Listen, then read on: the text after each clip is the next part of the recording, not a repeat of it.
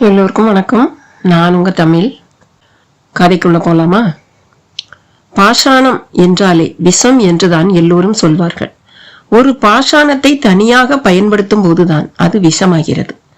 அதை இன்னொரு பாஷாணத்துடன் சேர்த்து பயன்படுத்தும் போது அந்த விஷமே வேறு விதமாக மாறி வினை புரிய தொடங்கி விடுகிறது. அதிலும் 1க்கு 9 பாஷாணங்கள் ஒன்றுபடும் போது அங்கே 9 கிரகங்களின் சக்தியே வந்து விடுவதாக சித்த புருஷர்கள் கண்டறிந்தார்கள்.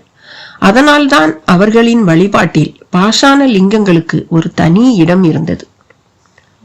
அயர்ந்து தூங்கிக் கொண்டிருந்தாள் பவித்ரா. அவளாக தூங்கவில்லை. ஆனந்தன் போட்டிருந்த ஒரு ஊசி அவளை தூங்க வைத்துக் கொண்டிருக்கிறது. அவளுக்கும் இப்போது தேவை நல்ல ஓய்வுதான். ஒரு பூங்கொத்து போல படுக்கை மேல் தூக்கத்தில் இருந்த அவளையே வைத்த கண் வாங்காமல் பார்த்து கொண்டிருந்தான் ஆனந்தன். சற்று தள்ளி குத்துக்காலிட்டு அமர்ந்திருக்கும் நிலையில் அவன் மனைவி மகாலட்சுமி. அவள் கிட்டத்தட்ட உறைந்து போய் ஒரு சிற்பம் போலவே காட்சி தந்தாள். நிசப்தமான அந்த சூழலில் தலைக்கு மேலே சுழன்று கொண்டிருந்தது மின்விசிறி. சரக் சரக் என்று அதனிடம் மட்டும் சன்னமாய் ஒரு சத்தம். இந்த உலகத்தில் ஓய்வறியாத ஒரே ஜென்மம் உயிரோடு இருக்கும் வரையில் மனித இதயம். அதற்கு அடுத்து சுற்றி சுற்றி வரும் கடிகார முட்கள் தான். அந்த முட்களும் கூட மணி நள்ளிரவு 2 என்று காட்டிக் கொண்டிருந்தன. அந்த நள்ளிரவு என்பதற்கு சாட்சியாக திருநாய் ஒன்றும் அவ்வப்போது குறைத்து கொண்டிருந்தது. மொத்தத்தில் ஆனந்தன் வசித்து வரும் விஸ்வநாதபுரம் என்கிற அந்த பகுதியே ஆழ்ந்த உறக்கத்தில் இருக்க, அவனுக்கோ அவன் மனைவிக்கோ மட்டும் உறக்கமில்லை. மின்விசிறி காற்றில் சற்று தள்ளி டேபிள் மேல் கிடந்த பவித்ராவின் மெடிக்கல் ரிப்போர்ட் தாள்களும் பறந்து கொண்டிருந்தன. ஆனந்தனுக்கு அவைகளை பார்க்கவே பிடிக்கவில்லை. தாள்களா அவை? பவித்ராவின் நாட்கள் அவை. ஒரு பெரிய மஞ்சள் கவருக்குள் கருப்பான எக்ஸ்ரே பிலிம், சின்ன கவருக்குள் இசிஜி ரிப்போர்ட், இன்னொரு கவருக்குள் ஸ்கேன் என்னும் ஊடுருவி கருவியின் ரிப்போர்ட்டுகள். அவை எல்லாமாய் சேர்ந்து கிட்டத்தட்ட 8000 ரூபாயை விழுங்கி முடித்திருந்தன. அந்த 8000க்கு பின்னாலே மகாலட்சுமியின் 2 பவுன் சங்கிலி இருக்கிறது. அதை அடகு வைத்துத்தான் அவைகளையே ஆனந்தன் அடைத்திருந்தான். பெயரில்தான் அவனிடம் இப்போது ஆனந்தம் இருக்கிறது. மனம் முழுக்க இருட்டு.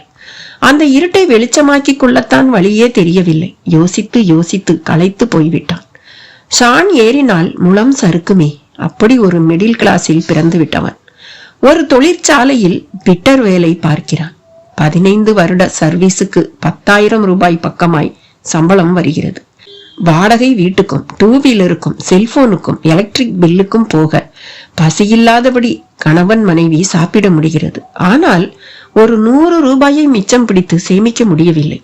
மிகுந்த பிரயாசையோடு தபால் ஆபீஸில் போடப்பட்ட 500 ரூபாய் ஆர்டி ஒன்று கட்டப்பட முடியாமல் நிறுத்தப்பட்டு விட்டது.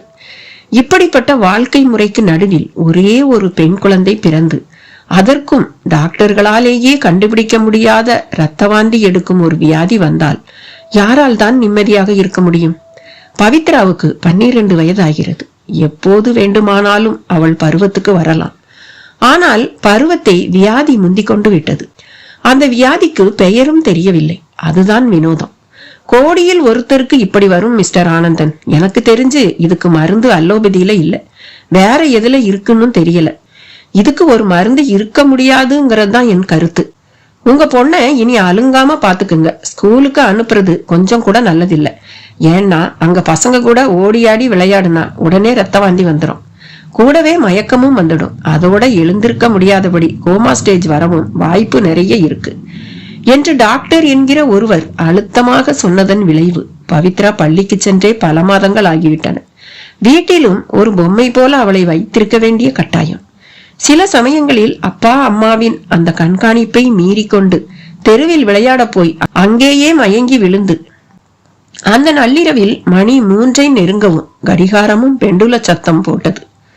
டான் டான் டான் என்று மெல்ல நிமிர்ந்து பார்த்தான் ஆனந்தன். மகாலட்சுமியும் பார்த்தாள். அப்படியே இருவர் பார்வையும் பவித்ரா மேலேயும் சென்றது.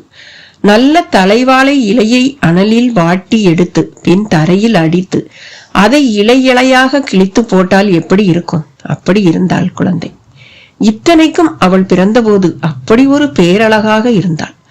பின் கழுத்து வரை தலைமுடி, பவளத்திட்டு போல நெற்றி, புஷ்டியான கிள்ளி பார்க்க தூண்டும் கண்ணம், எடை கூட 4 கிலோ இருந்தாள். பார்த்தவர்கள் எல்லாம் மாய்ந்து போனார்கள். மகாலட்சுமியின் அம்மாவுக்கும் குழந்தைக்கு திருஷ்டி சுற்றி போட்டே ஓய்ந்து போய்விட்டது. ஆனந்தன் கூட தன் வரையில் ஒரு தேவதையே வந்து பிறந்திருப்பதாகத்தான் கருதினான். ஆனால் போக போக அந்த தேவதையை ஒரு சாத்தான் விழுங்க போகிறது என்று அப்போது அவர்கள் நினைக்க கூட இல்லை. நினைக்கவே நெஞ்சு கனத்து போகிறது ஆனந்தனுக்கு. விரக்தியின் உச்சியில் சிரிப்பும் வந்தது. அதுவும் அந்த அர்த்த ராத்திரியில். மகாலட்சுமியும் நிமிர்ந்து பார்த்தாள். பார்வையே எதை நினைத்து இந்த சிரிப்பு என்று கேட்டது. என்ன மகா, என்ன பாக்குற? இந்த நிலையிலையும் எப்படி சிரிக்க முடியுதுன்னு தானே. அவள் பதில் பேசவில்லை. அதுலயும் இந்த அர்த்த ராத்திரியில அநேகமா இந்த உலகத்திலேயே சிரிச்ச ஒரே ஆள் நானாத்தான் இருப்பேன், இல்லையா? அதற்கும் அவள் பதில் சொல்லவில்லை. வருத்தப்பட்டே நம்ம 2 பேருக்கும் மறத்து போச்சு. அதிர்ச்சி, பேரதிர்ச்சி, அதுக்கும் மேல ஒரு அதிர்ச்சின்னு சந்திச்சு ஓஞ்சு போயிட்டோம். இப்படிப்பட்ட எனக்கு பேரு ஆனந்தன், உனக்கு பேரு மகாலட்சுமி. தா கிடக்குதே பாரு நாம பெத்த பொக்கிசம். இதுக்கு பேரு பவித்ரா. வேடிக்கையா இல்ல? அவன் எதை நினைத்து சிரித்தான் என்று கோடு போட்டு காட்டியது அவளுக்கும் சிரிப்பை வரவழைத்தது.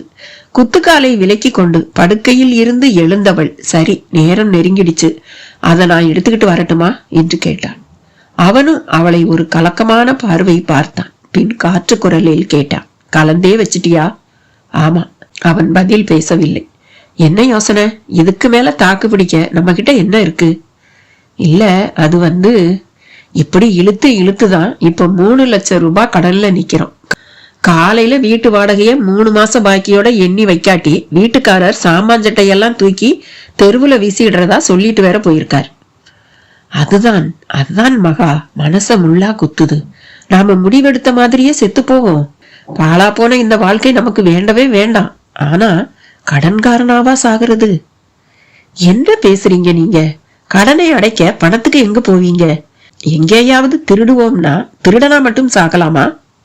நீ சொல்றதும் வாஸ்தவம் தான் மகா. கடன்காரனுக்கும் திருடனுக்கும் என்ன பெரிய வித்தியாசம் இருக்க முடியும்? புரியுதுல்ல? பேசாம இருங்க, நான் போய் அதை எடுத்துக்கிட்டு வரேன். சாப்பிட்டுட்டு போய் சேருவோம். மகாலட்சுமி ஒரு தீர்மானத்துடன் விலகியவள் திரும்பி வந்தபோது அவள் கையில் ஒரு கிண்ணம். அதில் விஷம் கலந்த பஞ்சாமிர்தம். ஆளுக்கு ஒரு வாய் சாப்பிட்டால் போதும். அதன் பின் 5 நிமிடம் கூட இதயத்தால் இயங்க முடியாது. ஆனந்தன் அதை உற்று பார்த்தான். திரும்பவும் சிரித்தான். என்னங்க, பஞ்சாமிர்தம் எப்படி வந்துச்சுன்னு பாக்குறீங்களா? இல்ல, நம்ம கெட்ட நேரம் இந்த அமிர்தத்தை கூட விஷமாக்கிடுச்சு பத்தியா? அத நினைச்சேன், சிரிச்சேன். இது நம்ம விபூதி தாத்தா சித்தர் மலைக்கு போயிட்டு வந்து பிரசாதமா கொடுத்தது. 90 வயசு ஆகுது. இந்த வயசுலயும் மாசம் தவறாம சித்தர் மலைக்கு போயிட்டு வந்துடுறாரு தாத்தா. அவராவது ஆரோக்கியமா இருக்காரே. சரி, இதுல சயனட நல்லா கலந்துட்டதானே? என்ன சந்தேகமா? இல்ல மகா, இதுல ஒரு பக்கம் சரியா அது கலக்கப்படாம இருந்து அத நான் சாப்பிட, கலந்த பக்கத்தை நீ சாப்பிட, உனக்கு என்ன, நிம்மதியா நீ போயிடுவ. நான் தான் பிழைச்சுக்குவேன். அப்புறமா நான் நீயும் இல்லாம என் பவியும் இல்லாம உசுரோடல்ல சித்திரவதையை அனுபவிப்பேன். எப்படிங்க இப்படியெல்லாம் யோசிக்கிறீங்க? நான் எங்க யோசிக்கிறேன்? பேப்பர்ல தான் தினசரி படிக்கிறேனே. காதலன் காதலி தற்கொலை முயற்சி, காதலி உயிர் பிரிந்தது, காதலன் பிழைத்து கொண்டான், போலீசார் துருவி விசாரணைன்னு. சரி, இந்தாங்க, நீங்களே நல்லா கலக்குங்க. மகாலட்சுமி அந்த பஞ்சாமிர்த கிண்ணத்தை அவன் வசம் தந்தாள். அவனும் கலக்கினான். அப்படியே முகர்ந்து பார்த்தான். விசவாடையும் அடித்தது. மெல்ல அதை கீழே வைத்தான். அவளை திரும்ப ஆழமாய் ஒரு பார்வை பார்த்தான். அவளும் பார்த்தாள். இதுதான் மகா, இந்த ஜென்மத்துல நாம பாத்துக்கிற கடைசி பார்வை. இறந்ததுக்கு பின்னாடி யாரு எந்த பக்கம் போவோமோ, நிச்சயமா இந்த உடம்போ இந்த வாழ்க்கை முறையோ நமக்கு இனி இல்லல்ல. இருவருக்குள்ளும் ஒரே மாதிரிதான் எண்ணம் ஓடியது. உற்று பார்த்தபடி இருக்கும் விழிகளில் இருந்து கண்ணீர் உருள ஆரம்பித்தது. அப்போது பக்கத்தில் பவித்ரா புரண்டு படுத்து சினிங்கினாள். அதனால் இருவர் கவனமும் அவள் பக்கம் திரும்பியது. மகா, என்னங்க? பவிக்கு இத முதல்ல அவளுக்கு தாங்க கொடுக்கணும். ஐயோ மகா! அவனால் அதற்கு மேல் பேச முடியவில்லை. நெஞ்சம் பதற, அது நள்ளிரவு என்பதையும் மறந்து கதற தொடங்கினான். ஏங்க, என்னங்க ஆச்சு? நம்ம கையால நம்ம பிள்ளைக்கு விஷமா? இப்படியே எத்தனை தடவைங்க நம்ம ஏமாத்திக்கிறது. அவளை நம்ம பாசம் தாங்க கொல்லாம கொன்னுகிட்டு இருக்கு. வைத்தியம் பார்க்கவும் வழி இல்ல, வாழ வைக்கவும் முடியல. பாழா போன மிடில் கிளாஸ்ல பாடால படுறோம். இல்ல மகா, இல்ல, என்னால முடியாது. நீங்க தராதீங்க, நான் தரேன். ஐயோ, நீயா? பதறாதீங்க, நான் துணிஞ்சிட்டேன். அதுதான் கொத்தா சாக போறோமே, இனியும் என்ன தயக்கம்? முடியலையே. ஐயோ, ஏன் மகா? என் மதத்துல எவ்வளவு சாமிங்க, காளி, சூலி, லட்சுமி, முருகன்னு. இதுல ஒண்ணுக்கு கூடவா கருணை இல்லாம போயிடுச்சு? சாமிங்களா? எல்லாம் படத்துல தாங்க இருக்கு. நிஜத்துல அப்படியெல்லாம் ஒண்ணு இருந்தா இந்த துடிப்புக்கு அதுங்க எப்பவோ பதில் சொல்லி இருக்குமே. ஐயோ மகா, ஏகாதசி, சஷ்டி, பிரதோஷம்னு எவ்வளவு விரதம் இருந்த, எவ்வளவு பூஜைங்க செஞ்சிருப்ப. விடுங்க, அதையெல்லாம் ஞாபகப்படுத்தாதீங்க. சாமிங்களை கல்லுல வச்சதுக்கு நமக்கு தான் காரணம் தெரியல. நாம தப்பா புரிஞ்சுக்கிட்டோம். அது வெறும் கல்லு மண்ணுதான்னு கண்ணுக்கு எதுக்க தெரிஞ்சும் நாம தப்பா அதை நம்பிட்டோம். மகாலட்சுமி பேசிய ஜோரில் எழுந்து சென்றவள் சமையல் கட்டில் உள்ள சிறிய செல்பில் அவள் வணங்கி வந்த அவ்வளவு சாமி படங்களையும் எடுத்து வந்தாள். அதில் ஒரு சின்ன சிவலிங்கமும் இருந்தது. யாரோ காசிக்கு போன போது வாங்கி வந்து தந்தது. அதற்கு அவள் கையால் பல ஆயிரம் தடவை பாலாபிஷேகம் செய்திருப்பாள். அவ்வளவையும் போட்டு உடைத்தாள். சரியாக உடையாததை திரும்பவும் போட்டு உடைத்தாள். கண்ணாடி செல்லுப்பட்டு கையில் இருந்து ரத்தம் பீறிட்டது. அவன் ஐயோ ரத்தம் என்றான். அதில் சில சொட்டுக்கள் அந்த பஞ்சாமிர்த கிண்ணத்திலும் பட்டன. உடனே அதை தள்ளி வைத்து அவள் கைக்கு கட்டுப்போட பார்த்தான். விடுங்க, அதான் போய் சேர்றோம் இல்ல, குறைந்தபட்சம் ஆத்திரமாவது தீரட்டும். சாமிங்களாம் சாமிங்க, நாசமா போன சாமிங்க. கோயில்ல கூட இந்த சாமிங்களுக்கு பணக்காரங்களைத்தான் பிடிக்கும். காசு இருக்கிறவனுக்கு பக்கத்துல வச்சு தரிசனம். நமக்கோ தட்டுல காசு போட்டாதான் ஐயர் விபூதி குங்குமமே தர்றார். சாமியாம் சாமி, நாசமா போன சாமி. இந்த உலகத்துல 600 கோடிக்கு மேல மனுஷங்க இருக்காங்களாம். அது போக தினசரி உலகம் முழுக்க லட்சத்துக்கும் மேல குழந்தைங்க பிறக்குதான். அவ்வளவு பேரையும் விட்டுட்டு என் செல்லத்தை கேக்குதே அந்த சாமி, அழகா கொடுத்துட்டு ஆட்டி வைக்குதே. இதே தெருவுல ஒருத்தன் பிராந்தி கடை வச்சு ஊரையே அழிச்சுக்கிட்டு இருக்கான். அவன் மக குந்தாணி கணக்கா இருந்துகிட்டு நகையா போட்டுக்கிட்டு மினுக்குறான். அதெல்லாம் இதுக்கு கண்ணுக்கு தெரியலையே, நாசமா போன சாமி என்று ஒரு கோர புலம்பலில் போய் நின்றான். புயலில் சிக்கிய வாழை மரம் புயலடித்து முடிந்த பிறகு சாய்ந்து விழுந்து கிடக்குமே, அப்படி இருந்தது அவள் தோற்றம். திரும்பவும் அவர்களுக்கு நடுவில் ஒரு அமைதி. கடிகாரத்தில் மணி 4 விட்டிருந்தது. டான் டான் டான் டான் என்று 4 முறை அடித்தது. சரியாக அந்த நேரத்தில் தெருவில் ஒரு குடுகுடுப்பைக்காரனும் இறங்கி இருந்தான். அவனது குடுகுடுப்பை சத்தமும் துல்லியமாக கேட்க தொடங்கியது. அவர்கள் இருவர் எதிரிலும் சயனட் கலந்த அந்த பஞ்சாமிர்தம், அதில் மகாலட்சுமியின் இரத்த துளிகளும் சேர்ந்திருந்தன. சதுரகிரி என்னும் மலைத்தளத்துக்கு சித்தர் மலை என்றும் ஒரு பெயர் உண்டு. இந்த மலைத்தளம் மிக வித்தியாசமானது. பொதுவில் மலைகள் என்றாலே அவை வித்தியாசமானவைதான். தரைக்கும் மலைக்கும் நுட்பமான வேற்றுமைகள் நிறையவே உண்டு. குறிப்பாக சூரிய சந்திர கதிர்களும் விண்ணில் இருந்து வந்து சேரும் மற்ற கிரகங்களின் கதிர் வீச்சுகளும் தரைப்பரப்பை தொட்டு பரவும் விதம் வேறு. அதுவே மலைப்பரப்பில் விழுந்து பரவும் விதம் வேறானது. மலை என்பது உயர்ந்து எழுந்து விண்ணில் பரவி நிற்பது. எனவே ஒரு சூரிய கதிர் தரையை தொட்டு முடியும் தூரத்துக்கும் மலையை தொட்டு முடியும் தூரத்துக்கும் அதன் உயரம் காரணமாக வேற்றுமை ஏற்படுகிறது. இதனாலேயே தரைப்பரப்பு உஷ்ணத்துக்கும் மலைப்பரப்பு உஷ்ணத்துக்கும் வித்தியாசம் இருக்கிறது. பளிச்சென்று உணர முடிந்த வித்தியாசம் இது. உணர முடியாத வித்தியாசங்கள் மிகவே உள்ளன. அவைகளே கதிர்வீச்சுக்கள். அவைகளால் தான் ஒரு மனிதனின் மனமும் அதன் போக்கும் தீர்மானமாகிறது. தரைப்பரப்பில் அதன் பலத்தில் மனிதன் திரிகிறான். ஆனால் மலைத்தளங்களில் ஒரு மனிதன் அவைகளை புரிந்து கொண்டு முயன்றால் அவனுக்கு கீழ் அது அடங்கி வரும். குடுகுடுப்பைக்காரன் வரும் சத்தம் கேட்கவும் ஆனந்தனை ஒரு பரபரப்பு தொற்றிக் கொண்டது. மகா, குடுகுடுப்பைக்காரன் வந்துட்டான், இப்ப என்ன பண்ண போற என்று கேட்டான். என்ன பண்ண போறேனா? அவன் பாட்டும் தெருவுல போறான், அவனுக்கும் நமக்கும் என்னங்க சம்பந்தம் என்றான். இல்ல, நான் என்ன சொல்ல வந்தேன்னா, போதுங்க, எதையாவது சொல்லி இந்த தடவையும் நாம எடுத்த முடிவை தள்ளாதீங்க. உங்களுக்கு சாகிறதுக்கு பயமா இருந்தா நீங்க வேணா இந்த விஷத்தை சாப்பிடாதீங்க. ஆனா என்னையும் என் மகளையும் விட்டுடுங்க. போதும் இந்த வாழ்க்கை. மகாலட்சுமி சற்று ஆவேசமானாள். தூக்கத்தில் இருந்த பவித்ராவை தொட்டு தூக்கி மடியில் போட்டு கொண்டாள். முகத்தை மூடியிருந்த மகளின் கூந்தலை விலக்கி விட்டாள். முழுமதி போல பவித்ரா முகத்தில் ஒரு பிரகாசம், கூடவே ரத்தம் சத்து போன ஒரு வாட்டம். கண்ணு, பவித்ரா கண்ணு எழுப்பினாள். பவித்ராவும் அரை கண்களை திறந்தாள். ராசாத்தி, அம்மா கூப்பிடுறேன் பாரு, எழுந்திரு. அம்மா. பவித்ராவிடம் ஒரு தினுசான முனகல். ஒரு நிமிஷம்டா கண்ணு, அம்மா இப்போ உனக்கு மருந்து தரப்போறேன், சாப்பிட்டுட்டு தூங்கிடு. மருந்தா? ஆமா கண்ணு, இதுதான் கடைசி மருந்து. இனி அம்மா உனக்கு மருந்தே தரமாட்டேன். வேண்டாம்மா, கசக்கும். இது இனிக்கும்மா, எழுந்திருடா கண்ணு. மகாவிடம் செயல் வேகம் சற்றும் தளராமல் இருந்தது. ஆனந்தனால் அதை தாழ முடியவில்லை. அண்ணாந்து கடிகாரத்தை பார்த்தான். மணி 4:10. மகாவின் வேகத்தை பார்க்கும்போது 4:30க்கு இந்த வீட்டில் 3 பிணங்கள் கிடக்கப் போவது உறுதி என்று அவன் மனமும் உறுதியாக நம்ப ஆரம்பித்து விட்டது.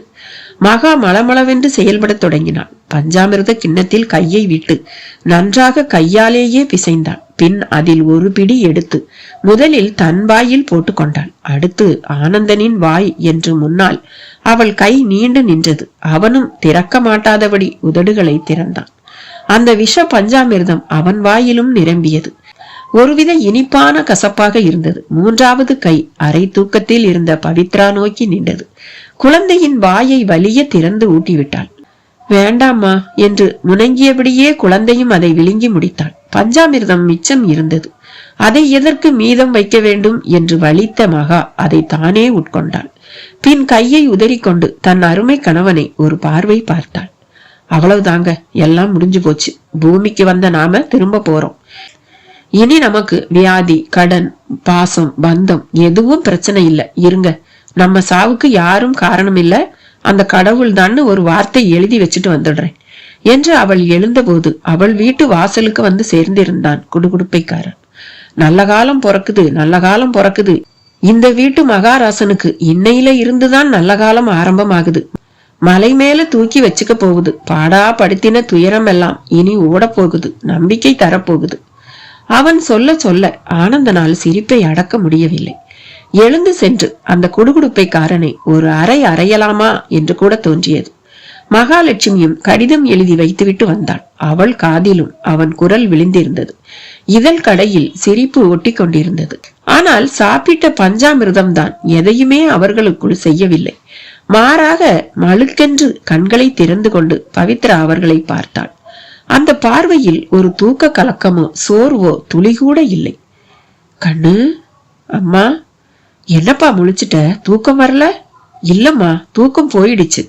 பவித்ரா தெம்பாகவும் பேசினாள். இருவருக்குமே ஆச்சரியமாக இருந்தது. பஞ்சாமிர்தம் சாப்பிட்டு கிட்டத்தட்ட 5 நிமிடங்கள் கடந்து விட்டிருந்தன. சயனைட் விஷம் 2 நிமிடத்தில் கணக்கு தீர்த்துவிடும். ஆனால் இங்கே மட்டும் எப்படி? மகா, என்ன மகா இது? நாம இந்நேரம் போய் சேர்ந்திருக்கணுமே. அதாங்க எனக்கும் புரியல. நீ விஷத்தை தான் கலந்தியா இல்ல? அட என்னங்க நீங்க வாங்கிட்டு வந்து வச்சிருந்த சயனைட என் கண் எதிரில இல்ல கலந்தேன்.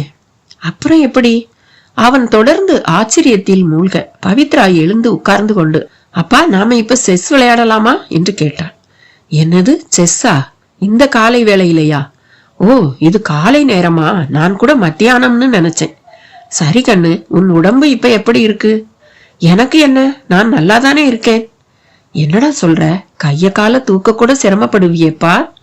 இல்லையே, இப்ப உடம்பு ரொம்ப நல்லாவே இருக்குப்பா என்று அவன் எதிரில் எழுந்து நின்று குதித்து காண்பித்தாள். இருவருக்குமே ஆச்சரியம் பிடுங்கி தின்றது. அவர்களுக்கும் எதுவும் ஆகவில்லை. மகாலட்சுமி அவ்வப்போது இழுத்து இழுத்து மூச்சு விடுவாள். அவளுக்கு அது கூட இப்போது இல்லை. மகா, நீ சயனைட்னு வேற எதையோ கலந்துட்டேன்னு நினைக்கிறேன். இல்லைங்க, இருங்க, அந்த பொட்டலத்தை கூட எடுத்துட்டு வரேன். எழுந்து உள்ளே சென்றாள் மகாலட்சுமி. திரும்பி வந்தவள் கையில் எச்சரிக்கை முத்திரையுடன் கூடிய சயனைட் பொட்டல கவர். என்ன மகா இது ஆச்சரியம்? உனக்கும் எனக்கும் கூட எதுவும் ஆகல. ஒருவேளை நீ கலந்தது வேற பஞ்சாமிர்தமா இருக்குமோ? நீங்க ஒண்ணு, இங்க இருக்கிறதே ஒரு பஞ்சாமிர்தம் தானே. அதுவும் விபூதி தாத்தா கொடுக்காட்டி சர்க்கரை பொங்கல் செஞ்சு அதுல கலந்து சாப்பிட்டுருவோம்னு நினைச்சேன். சயனைட முகர்ந்து பார்த்தாலே உயிர் போயிடும்னு சொல்லுவாங்க. ஆனா இங்க நமக்கு எதுவும் ஆகலையே, எப்படி? அதுதான் தெரியலங்க. அதானே, என்னன்னு தெரியலையே. அவன் சொன்ன நொடி மீண்டும் வாசல் பக்கம் குடுகுடுப்பைக்காரன் குரல் கேட்டது. அவன் வரையில் இது 2வது ரவுண்டு. நல்ல காலம் பிறக்குது. கன்னி பொண்ணு வாழற இந்த வீட்டுல இனி தொட்டது துலங்க போகுது, பட்டது விலக போகுது. அந்த மலைசாமி அருளால குலமே விளங்க போகுது. சத்தியம், இது சத்தியம். அவனது குரல் இந்த முறை இருவரையுமே சிந்திக்க வைத்தது.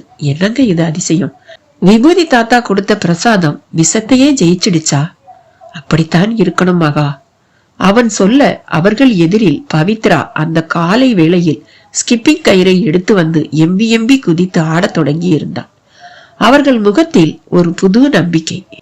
மலைகளில் இப்படி மர்மமாக பல சிறப்புகள் இருப்பதால் தான் சித்தர்கள் தரையில் வாழ்வதை விட மலையில் வாழ்வதை பெரிதும் விரும்பினார்கள். அங்கே அவர்களால் மனதை சிறப்பாகவே அடக்க முடிந்தது. இந்த சிறப்புகளால் தான் மலைகளில் மூலிகை தாவரங்களும் தங்குதடையின்றி விளைந்தன. குறிப்பாக சதுரகிரி மலைத்தலம் இம்மட்டில் தனி சிறப்புடன் திகழ அந்த மலையில் திகழ்ந்திடும் தட்ப வெப்பம்தான் முழு முதல் காரணம். உலகம் முழுக்க எல்லா நாடுகளிலும் மலைகள் இருக்கின்றன. அவைகளில் பல மலைகள் பசுமையாகவும் இருக்கின்றன.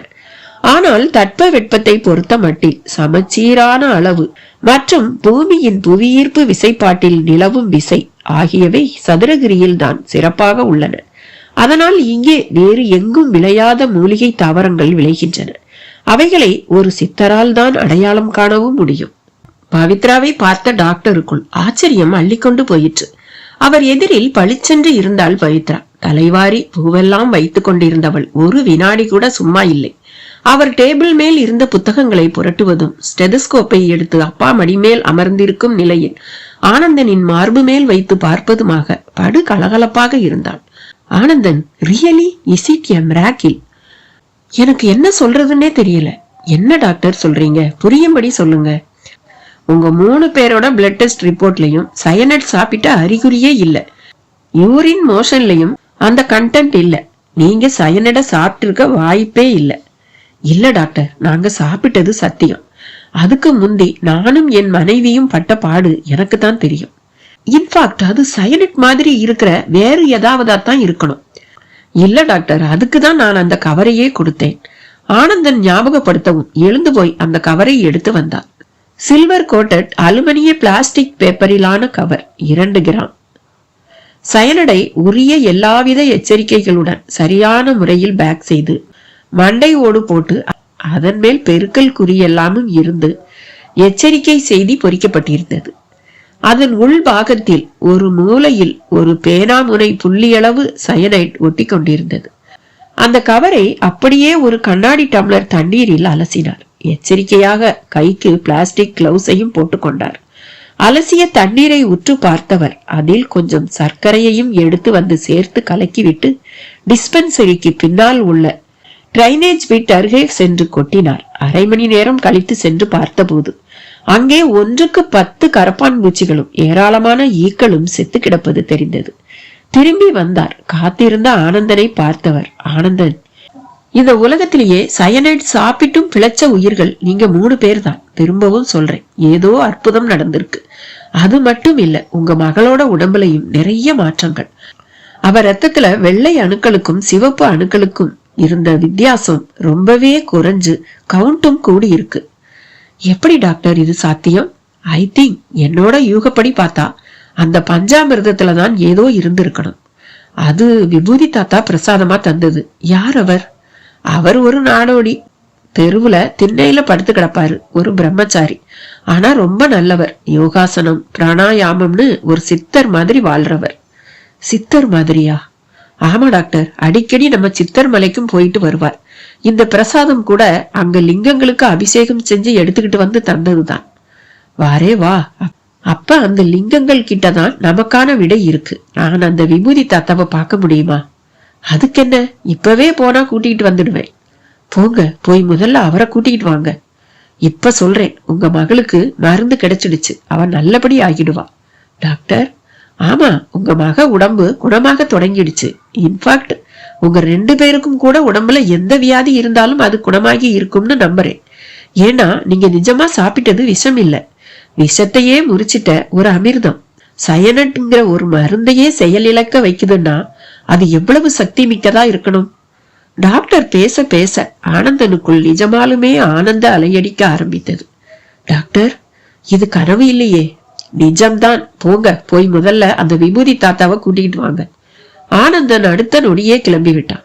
ஆனந்தன் சொன்னதை கேட்ட மகாலட்சுமிக்கு அப்படியே தலை சுற்ற தொடங்கியது. என்ன மகா, நம்ப முடியலையா? இல்லைங்க, என்னால இந்த சந்தோஷத்தை தாங்க முடியல. இப்பதான் வீட்டுக்காரர் வேற வந்துட்டு போனார். ராத்திரி அவருக்கு ஒரு கனவு வந்துச்சாம். அதுல நாம 3 பேரும் விஷம் சாப்பிட்டு இந்த வீட்டிலேயே கிடக்குறோமாம். தெருவே பாக்குதான். அவரை எல்லோரும் திட்டுறாங்களாம்.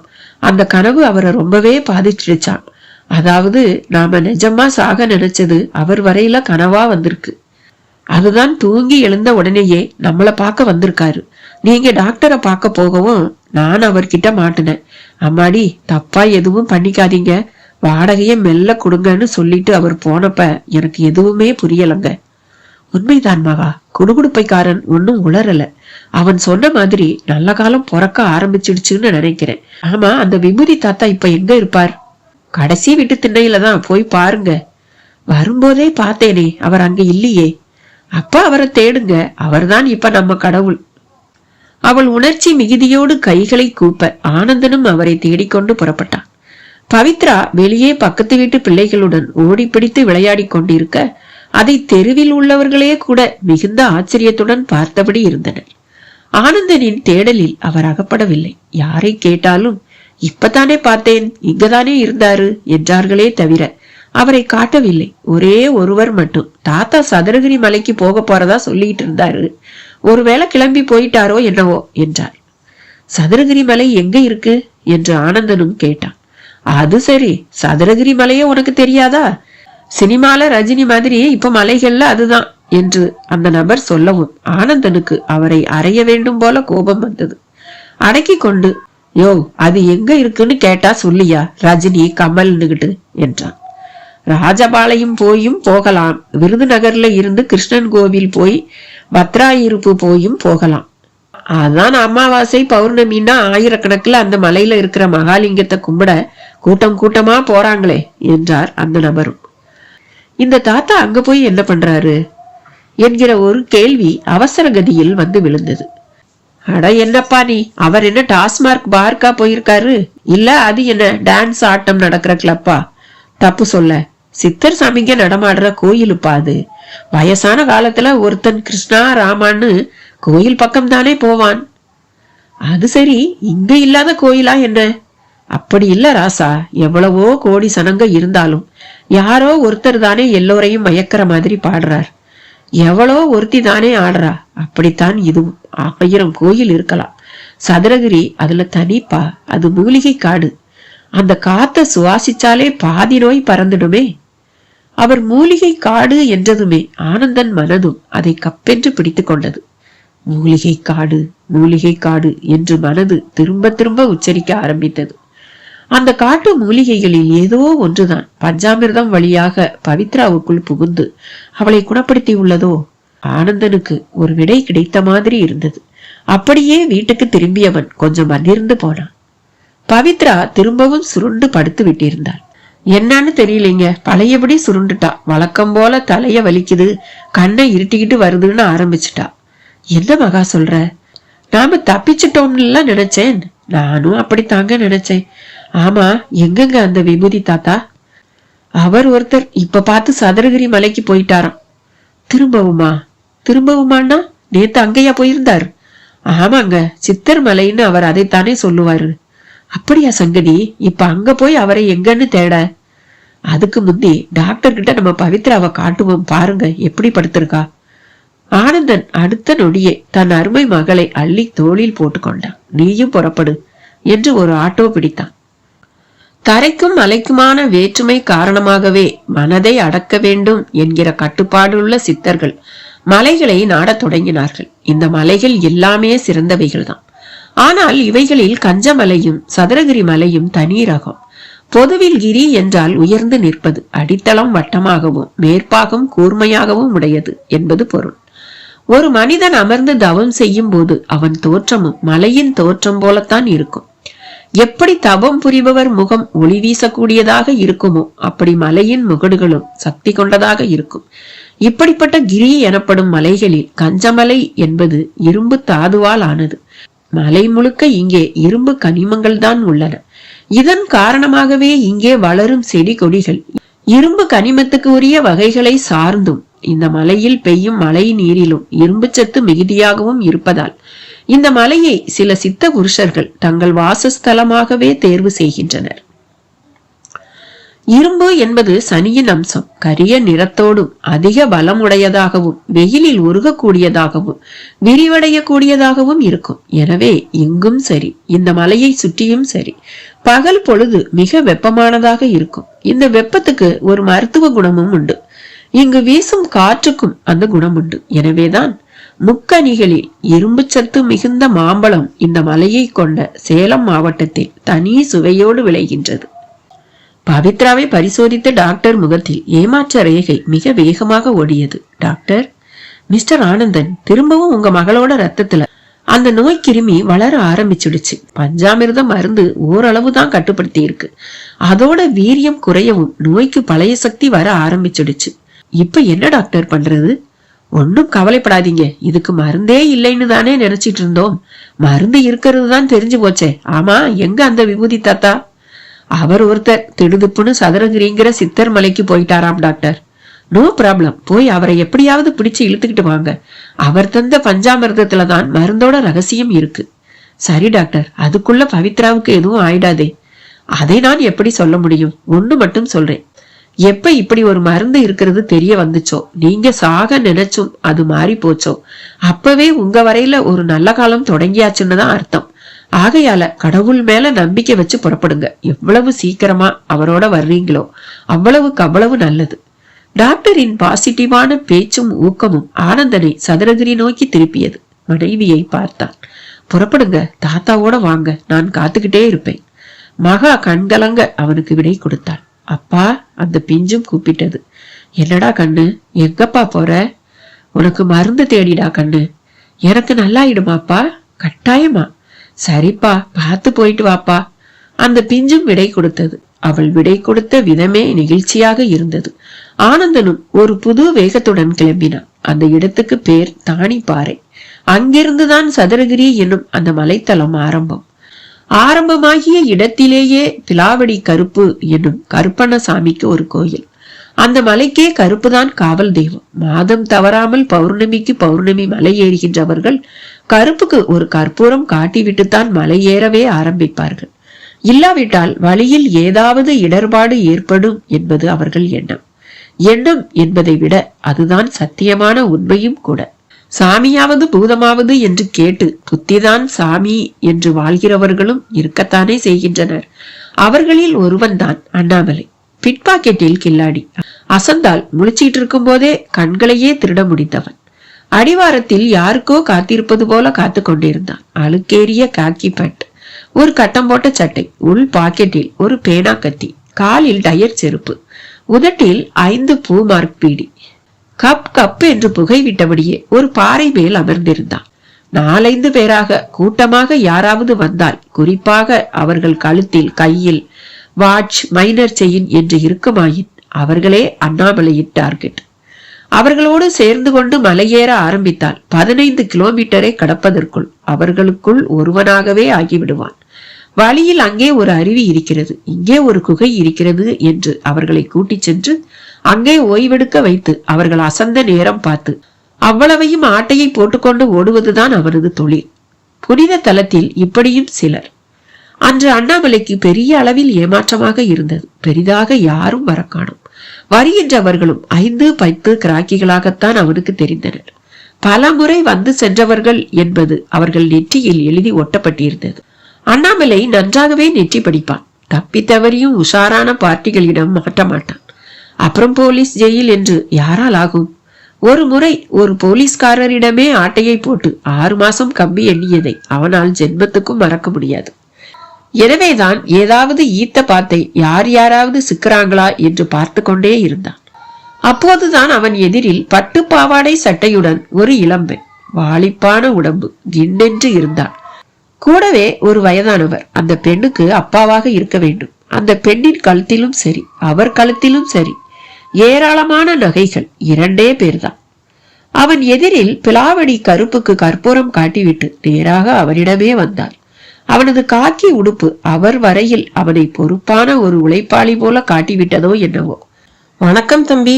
வணக்கமா? எனக்கா? உங்களைத்தான். நீங்க இந்த மலை போலீஸ் தானே?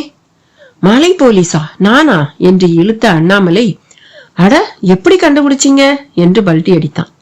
அட என்னங்க தம்பி நீங்க, இதுக்கு ஒரு தனியா ஒரு மூளைய செஞ்சா தலையில வச்சுக்கிட முடியும்? பார்த்தாலே தெரியுதுல்ல. சரி சொல்லுங்க, என்ன விஷயம்? எங்களுக்கு இந்த யாத்திரை புதுசு, இப்பதான் முதல் தடவையா வந்திருக்கோம். இது என் மக. சரிதான். இந்த உங்க மகளோட நீங்க 15 கூட்டல் 15 30 மைல் தூரம் போயிட்டு வர போறீங்களா? ஆமா தம்பி, அந்த சந்தன மகாலிங்கத்தை கும்பிட்டாதான் என் மகளுக்கு கல்யாணம் நடக்கும்னு நாடி ஜோசியம் பார்த்தப்ப ஜோசியர் சொன்னாரு. அதுதான் கூட்டிகிட்டு வந்தேன். என் மக கையால அந்த சாமிக்கு பூஜை செய்யணும்னு அழுத்தமா அந்த நாடியில சொல்லிடுச்சு. அப்ப நடங்க. ஆமா, கூட வேற யாரும் வரலையா? அதை ஏன் கேக்குறீங்க? நானும் இவளும் மட்டும்தான் போகணும், வேற யாரும் வரவும் மாட்டாங்கன்னு சொன்னாரு ஜோசியர். அதே மாதிரிதான் ஆயிடுச்சு. இந்த மாதிரி எல்லாம் கூட இப்ப ஜோசியக்காரனுங்க சொல்ல ஆரம்பிச்சிட்டானுங்களா? ஐயா, அவர் பெரிய ஜோசியருங்க. அவர் சொன்னா சொன்னதுதான். அப்படி அவர் என்னதான் சொன்னாரு? அண்ணாமலை ஏதோ கதை கேட்பவன் போல கேட்டது அவருக்கே கொஞ்சம் அதிகமாக தோன்றியதோ என்னவோ. மன்னிக்கணும் தம்பி, அது எதுக்கு இப்போ? எனக்கு சில தகவல்கள் தெரியணும், சொல்றீங்களா? என்ன தகவல்? மேல போய் சேர எவ்வளவு நேரம் ஆகும்? அப்புறம் அங்க தங்குறதுக்கு இடம் வசதி எல்லாம் உண்டா? ஹோட்டல்லாம் இருக்குதா? அண்ணாமலை அவர் கேள்வியை தொடர்ந்து ஒரு சிரிப்பு சிரித்தான். என்ன சிரிக்கிறீங்க? சிரிக்காம என்னங்க பண்றது? ஏதோ இந்த ஒரு மலைதான் மனுஷங்க கிட்ட இருந்து தப்பிச்சு கிடந்தது. சாமி பூதம்னு இதையும் இப்ப ஒரு மனுஷ கூட்டம் ஒரு வழி பண்ண ஆரம்பிச்சிடுச்சு. இதுல ஹோட்டல் லாட்ஜ் எல்லாம் வந்தா அவ்வளவுதான். என்ன தம்பி சொல்றீங்க? எனக்கு புரியலையே. நடங்க சொல்றேன், நானும் மேலதான் போறேன் என்று பாறையை விட்டு விலகி பாதைக்கு வந்தான். ரொம்ப சௌகரியமா போச்சு. ஆமா, எனக்கு பதிலே சொல்லலையே நீங்க. மேல பெருசா எந்த வசதியும் கிடையாதுங்க. உங்களை மாதிரி காசு உள்ளவங்க அன்னதானம் பண்ணுவாங்க, அதை சாப்பிட்டுக்கிட வேண்டியதுதான். அங்கங்க கொஞ்சம் போல தகர கொட்டா போட்டு படுத்துக்க கொஞ்சம் வழி பண்ணி இருக்காங்க, அம்பிட்டுதான். நடந்தபடியே அண்ணாமலை ஆரம்பித்து விட்டான். அவரும் அந்த பெண்ணும் அவனை தொடர தொடங்கினார்கள்.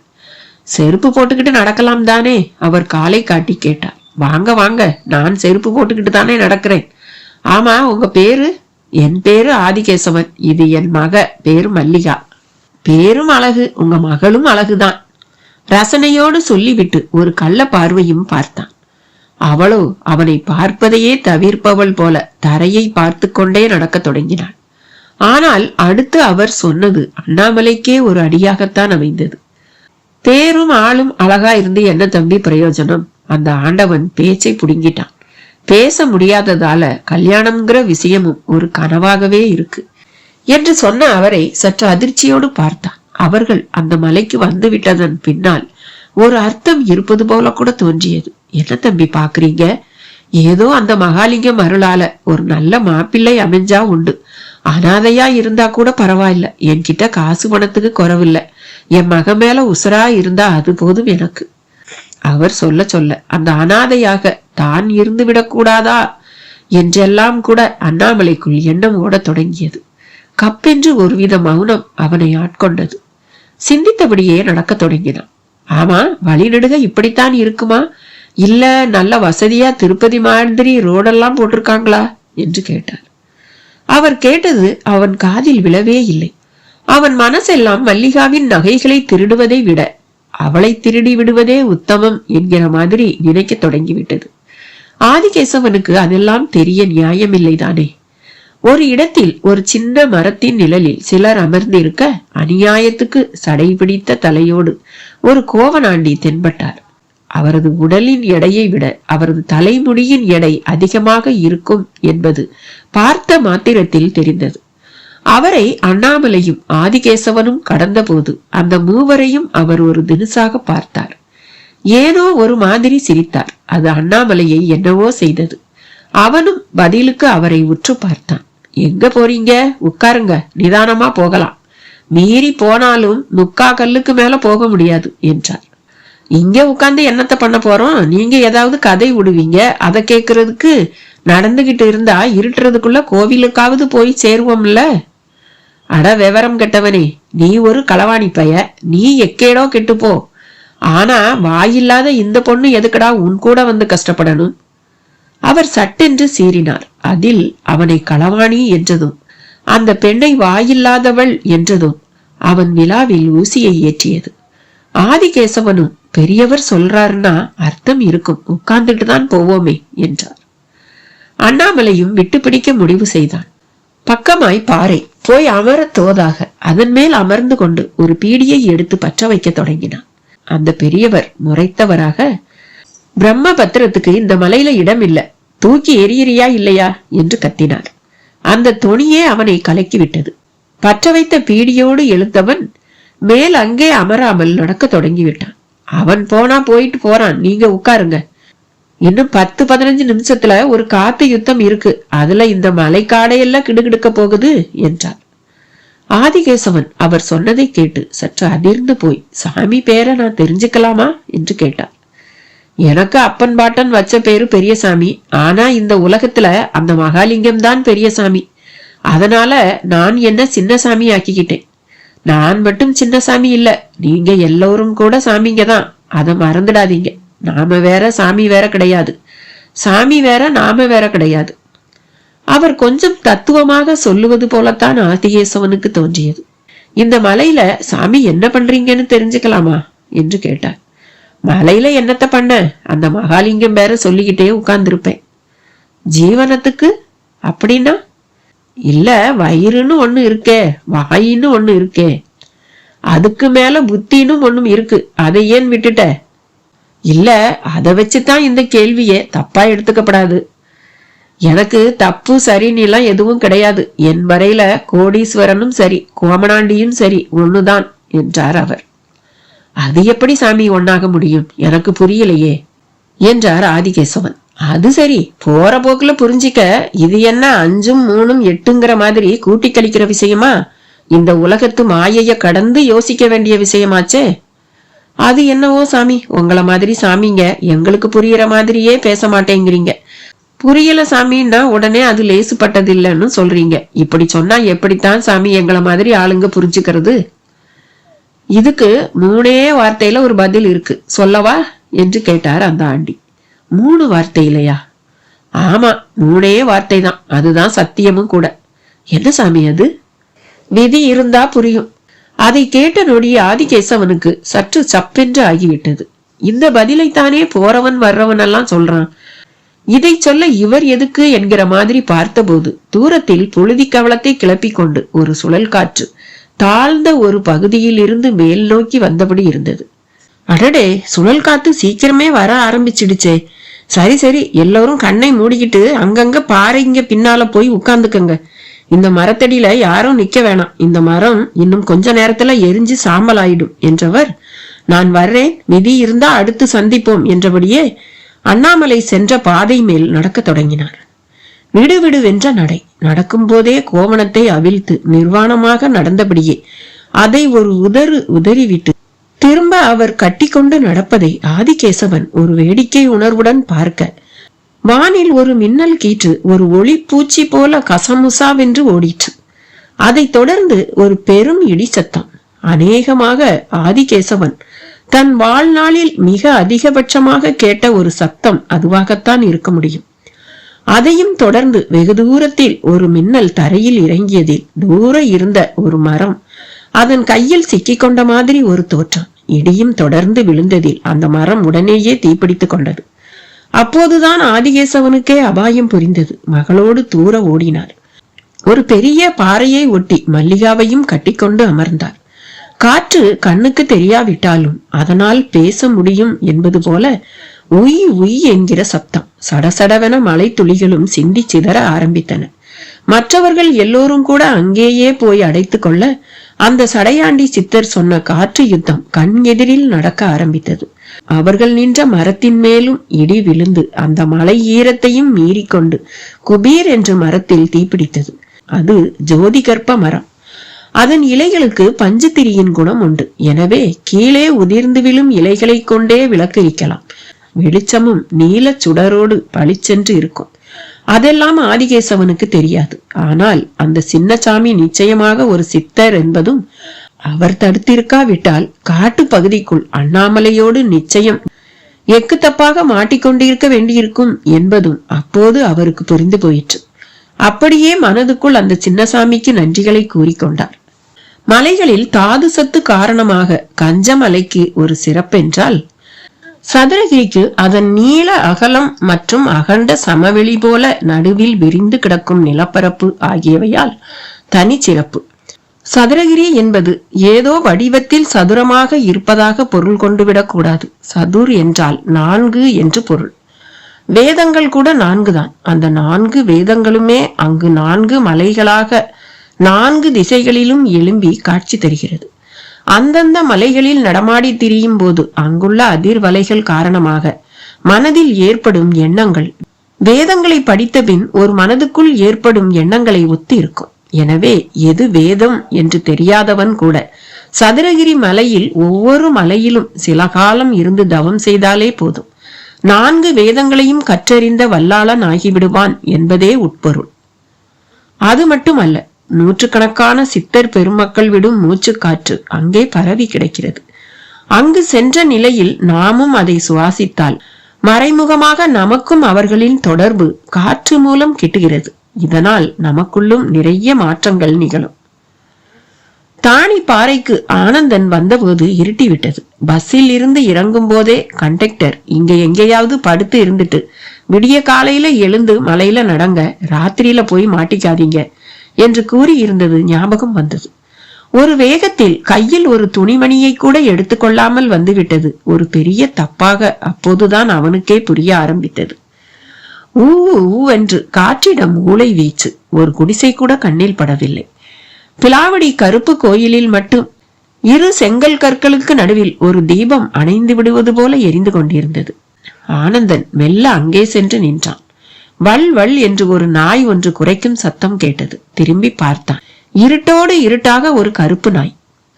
அதை ஒரு தெரு நாயாகத்தான் பார்த்தான். நடுவில் எங்கிருந்தோ யாரோ இருமும் சத்தம் கேட்டது. அதை தொடர்ந்து ஒரு இடத்தில் தீக்குச்சி உரசப்பட்டு ஒருவர் சுருட்டு பிடிப்பதை பார்த்தான். மெல்ல அவரை நோக்கி சென்றான். அவரை பார்க்கவும் ஒரு பிச்சைக்காரன் என்பது அவனுக்கு தெளிவாகி விட்டது. இடுப்பில் கிழிந்த வேஷ்டி, மேலே ஒரு துண்டு கூட இல்லை. பக்கமாக ஒரு துணி மூட்டை, ஒரு அலுமினிய தட்டு. அந்த நபரும் ஆனந்தனை பார்த்தார். யாரு? நான் இந்த மலைக்கு ஒருத்தனை தேடி வந்தேன் ஐயா. ஆமா, இங்கு தங்கிக்க இடம் எதுவும் கிடையாதா? இது என்ன ஊட்டியா கொடைக்கானலா? என்னை மாதிரி வாழ்க்கைய வெறுத்தவங்க சுத்துற இடம். இங்க எப்படி எப்பா இருக்கும் தங்குறதுக்கான இடம்? இல்ல, ராத்திரி பொழுத கழிக்கணும் என்றான் ஆனந்தன். தா, அப்படி போய் அந்த பாறை மேல படு. அதுதான் கருப்பன் கூடவே இருக்கானே, அவன் பாத்துக்குவான். கருப்பனா? அது இந்த நாயைத்தான் சொன்னேன். இதுதான் கருப்பு, எங்களுக்கெல்லாம் காவல் தெய்வம். ஆனந்தனுக்கு உடனேயே சிரிப்பு வந்து விட்டது. அந்த நபருக்கோ இருமல் தான் வந்தது. அநியாயத்துக்கு இரும தொடங்கினான். ஆனந்தனுக்கு அங்கே நிற்க பிடிக்கவில்லை. மெல்ல நழுவினான். மெல்லிய இருட்டில் திக்கு திசை தெரியவில்லை. சதுரகிரி என்றால் அது திருப்பதி, பழனி போல ஜே ஜே என்று மனிதர்கள் நடமாடும் இடமாக இருக்கும் என்று கருதி வந்தது பெரிய தவறு என்று அப்போதுதான் உரைத்தது. அப்போது பார்த்து ஒரு சிலர் கையில் தீப்பந்தங்களுடன் தூர இருந்து வந்தபடி இருந்தனர். அப்பாடா! அருகில் வந்த அவர்கள் தோளில் சாக்கு இருந்தது. தலையில் முண்டாசு கட்டி இருந்தனர். நல்ல கட்டுமஸ்தான உடம்புடன் காணப்பட்டனர். அவர்களும் ஆனந்தனை பார்த்தனர். ஆனந்தன் அவர்களிடம் மேலே போக வழி எந்த பக்கம் இருக்கு என்கிற ரீதியில் தான் ஆரம்பித்தான். மேலன்னா? மேல கோயில் இருக்குதாமே, அங்கதான். அது கிடக்கு 15-16 கல் தூரம். ஆமா ஐயா, இப்பதான் மலைக்கு வர்றீங்களோ? ஆமாங்க, ஒரு பெரியவரை தேடிக்கிட்டு வந்தேன். சரிதான். இப்படி எத்தனை பேர் சாமி வருவீங்க? அவர்களில் ஒருவன் கேட்டதில் ஆனந்தனுக்கும் அதிர்ந்தது. நீங்க என்ன சொல்றீங்க? என்னத்த சொல்ல, சித்தர் சாமிங்களை பார்க்கணும்னு அவங்க கிட்ட மருந்து வாங்கிட்டு போகவும் தான் எவ்வளவு பேர் வருவீங்கன்னு கேட்டேன். மருந்தா? ஆமா, இந்த மலையே ஒரு மருந்து மலைதானே. நான் பார்க்கணும்னு சொன்னது சித்தர் சாமிங்களே இல்ல, எங்க வீட்டுக்கிட்ட ஒரு பெரியவர் இருக்காரு, அவரை. ஓ, அப்படியாக்கும் சங்கதி. சரி சரி, அப்படியே எங்க கூடவே வாங்க. நாங்க மலைசாதி கூட்டம். எங்க ஊடு வாசல்லாம் கோயிலுக்கு மேல இருக்கிற மலையில இருக்கு. அங்க விளைஞ்சதை எடுத்து வந்து சந்தைக்கு போய் வித்துட்டு திரும்பிக்கிட்டு இருக்கோம் என்றான் இன்னொருவன்.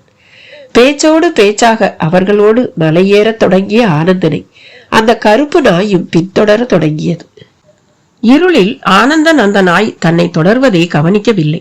மலைசாதி பழியர்களுடன் நடக்க ஆரம்பித்தான். அதே சமயம் தனியாக வந்தது தப்போ என்றும் அவனுக்குள் ஓர் எண்ணம். பழியர்கள் தங்களுக்குள் பலவிதமான நாட்டுப்புற பாடல்களை பாடிக்கொண்டே நடந்தனர். அந்த பாட்டை கேட்டால் சிரிப்புத்தான் வரும்.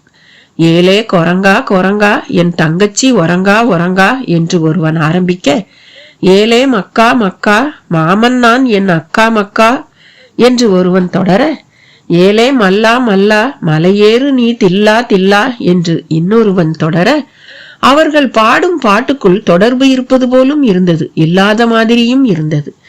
இருளில் தனியாக போவதற்கு இப்படி இவர்களோடு சேர்ந்து கொண்டு போவது கொஞ்சம் பாதுகாப்பாகவும் தோன்றியது.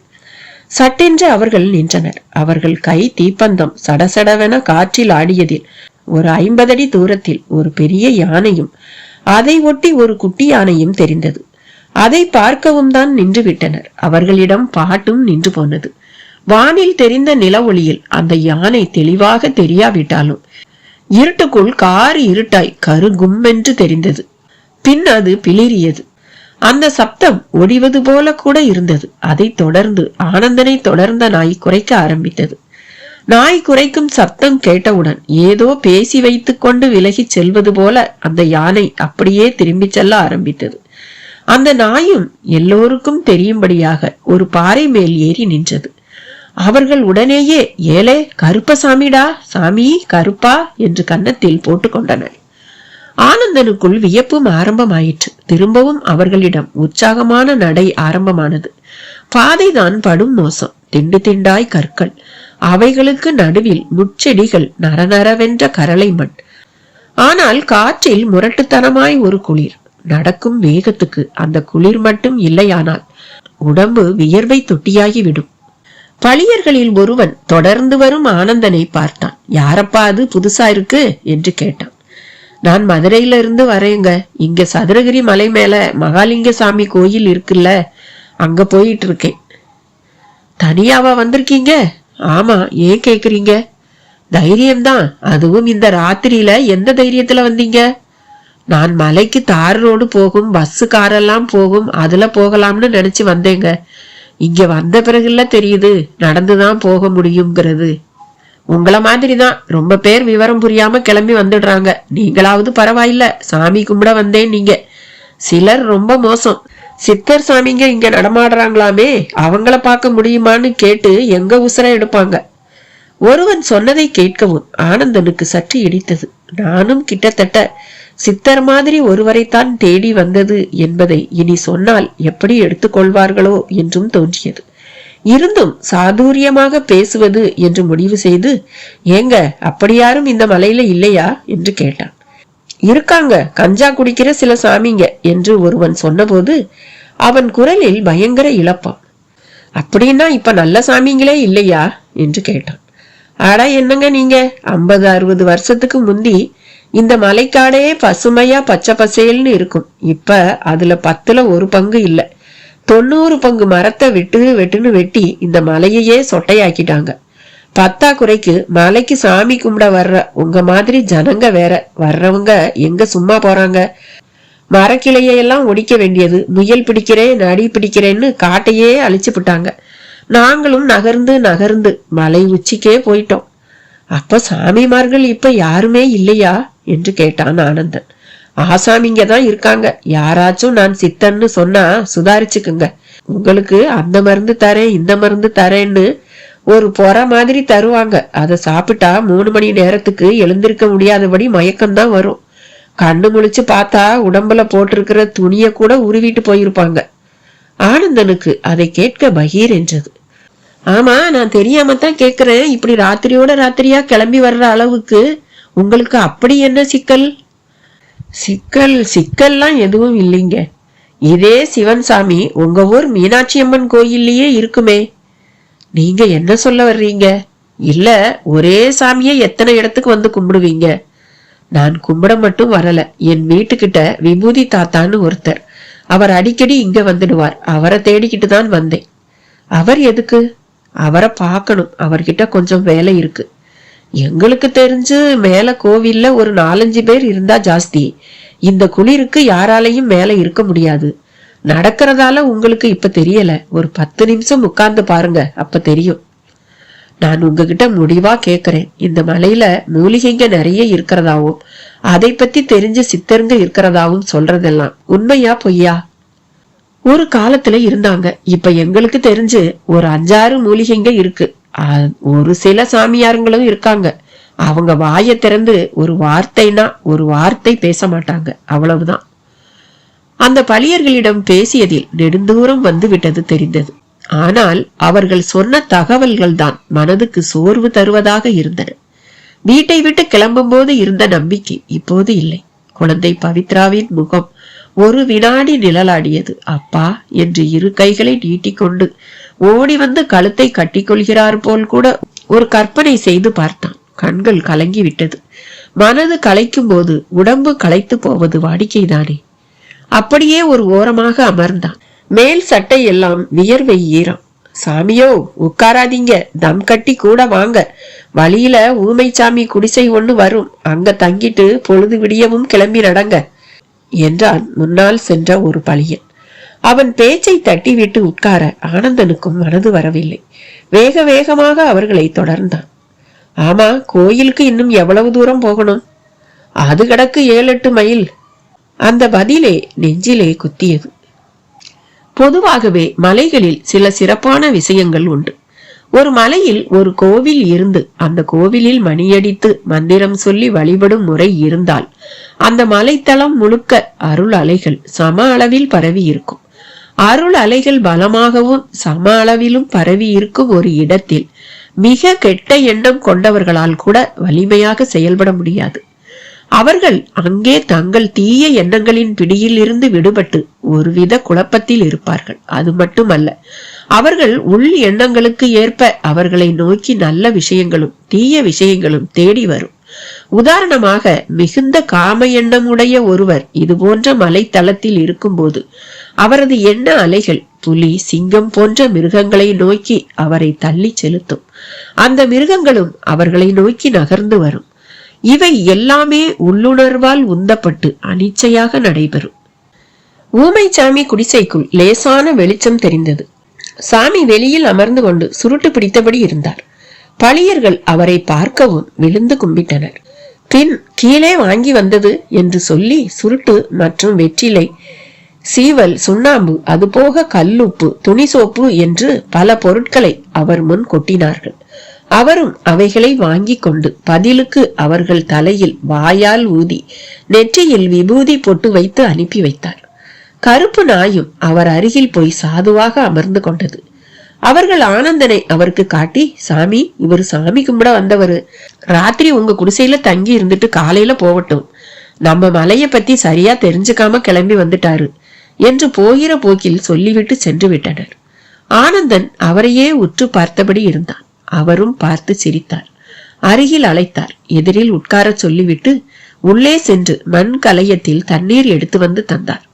அந்த நேரத்துக்கு ஆனந்தனுக்கு அதுதான் அமுதம்.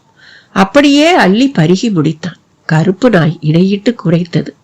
அவரும் திரும்பி பார்த்துவிட்டு, என்ன உன் ஆளா என்று கேட்கவும் ஆனந்தனுக்கு குபீர் என்றது. சாமி பேசியதுதான் காரணம். சாமி, நீங்க பேசுவீங்களா என்று கேட்டான். எப்பவாவது, வருஷத்துக்கு 1 தடவை 2 தடவை. நான் நீங்க ஊமைன்னு நினைச்சேன் என்றான். அதனால என்ன, நினைச்சிட்டு போ. அவர் அதை சாதாரணமாக ஒப்புக்கொண்டார். அதுவே அவனை என்னவோ செய்தது. ஆமா, தன்னந்தனியா இந்த மலைக்கு இப்படி நடுராத்திரின்னும் பார்க்காம வர்ற அளவுக்கு அப்படி என்னப்பா உனக்கு சிக்கல்? அவர் சிக்கல் என்று குறிப்பிட்டு கேட்டது அவனுக்கு பிடித்திருந்தது. சிக்கல் தான் சாமி, என் சிக்கல் பெரும் சிக்கல். உங்ககிட்ட சொன்னாலாவது என் பாரம் குறைதான்னு பாக்குறேன். ஆனந்தன் பவித்ரா பற்றிய விஷயத்தை சொல்ல ஆரம்பித்தான். அதே நடுநிசி வேளை அந்த மலை காட்டில் ஒரு பாறை மேல் படுத்து கொண்டிருந்தான் அண்ணாமலை. அவன் பார்வை திரும்பி திரும்பி பார்த்தபடி இருந்தது. அவன் பார்த்த பாதை மேல் ஆதிகேசவனும் அவர் மகளும் இன்னும் சிலரோடு மெல்ல நடந்து வந்து கொண்டிருந்தனர். அந்த சடை பிடித்த சாமி அப்போதே போய்விட்டார் என்பதும் அவர்கள் கிட்டே நெருங்கவும் தெரிந்தது. பெரிய காற்றும் மழையும் வந்து ஓய்ந்துவிட்ட நிலையில் வழித்தடத்திலும் சற்று சகதி. அண்ணாமலை படுத்திருக்கும் பாறை அருகே வரவும் அவனே குரல் கொடுத்தான். ஆதிகேசவனும் அவனை பார்த்தார். என்னையா ஆடி அசைஞ்சு மெல்ல வர்றீங்களாக்கும்? ராத்திரி நேரம், மழை சகதி வேற, நடக்கிறதே எல்லாம் பெரும்பாடா இருக்கு என்றார். ஆமா, எங்க அந்த சடைமுடி சாமி என்று கேட்டான். அவர் அப்பவே போயிட்டாரு. அடேங்கப்பா, என்ன ஒரு காத்து, என்ன ஒரு மழை. சரி சரி, இப்படி வாங்க, இங்க ஒரு மலை குகை இருக்கு, உள்ள ஒரு லிங்கமும் இருக்கு, படுத்துட்டு விடியவும் போகலாம். அண்ணாமலை தன் திட்டத்திற்கு அடி போட்டான். ஆதிகேசவனுக்கு அதையெல்லாம் உணர்ந்திடும் சக்தி இருப்பதாக தெரியவில்லை. நான் ஒரு முடிவோட தாங்க கிளம்பி வந்தேன். இந்த மலையே ஒரு சிவலிங்கம்னு சொன்னாங்க. இங்க ஒவ்வொரு அங்குலத்திலையும் அந்த சாமி இருக்குது. ஆகையால எல்லாத்தையும் சாமியே பாத்துக்கிடட்டும்னு நம்பி கிளம்பி வந்துட்டேன் என்றபடியே அந்த பாறை மேல் உட்கார்ந்தார். நிலா ஒளியில் அவரும் அவர் மகளும் கொஞ்சம் போல வெள்ளி மின்னுவது போல மின்னினார்கள். மல்லிகாவும் அவரை ஒட்டி அமர்ந்து கொண்டான். மறந்தும் அவள் அண்ணாமலை முகத்தை நேருக்கு நேர் பார்க்கவே இல்லை. அதுவே அவன் வரையில் அவள் மேல் மோகத்தை அதிகமாக்கி கொண்டே போயிற்று.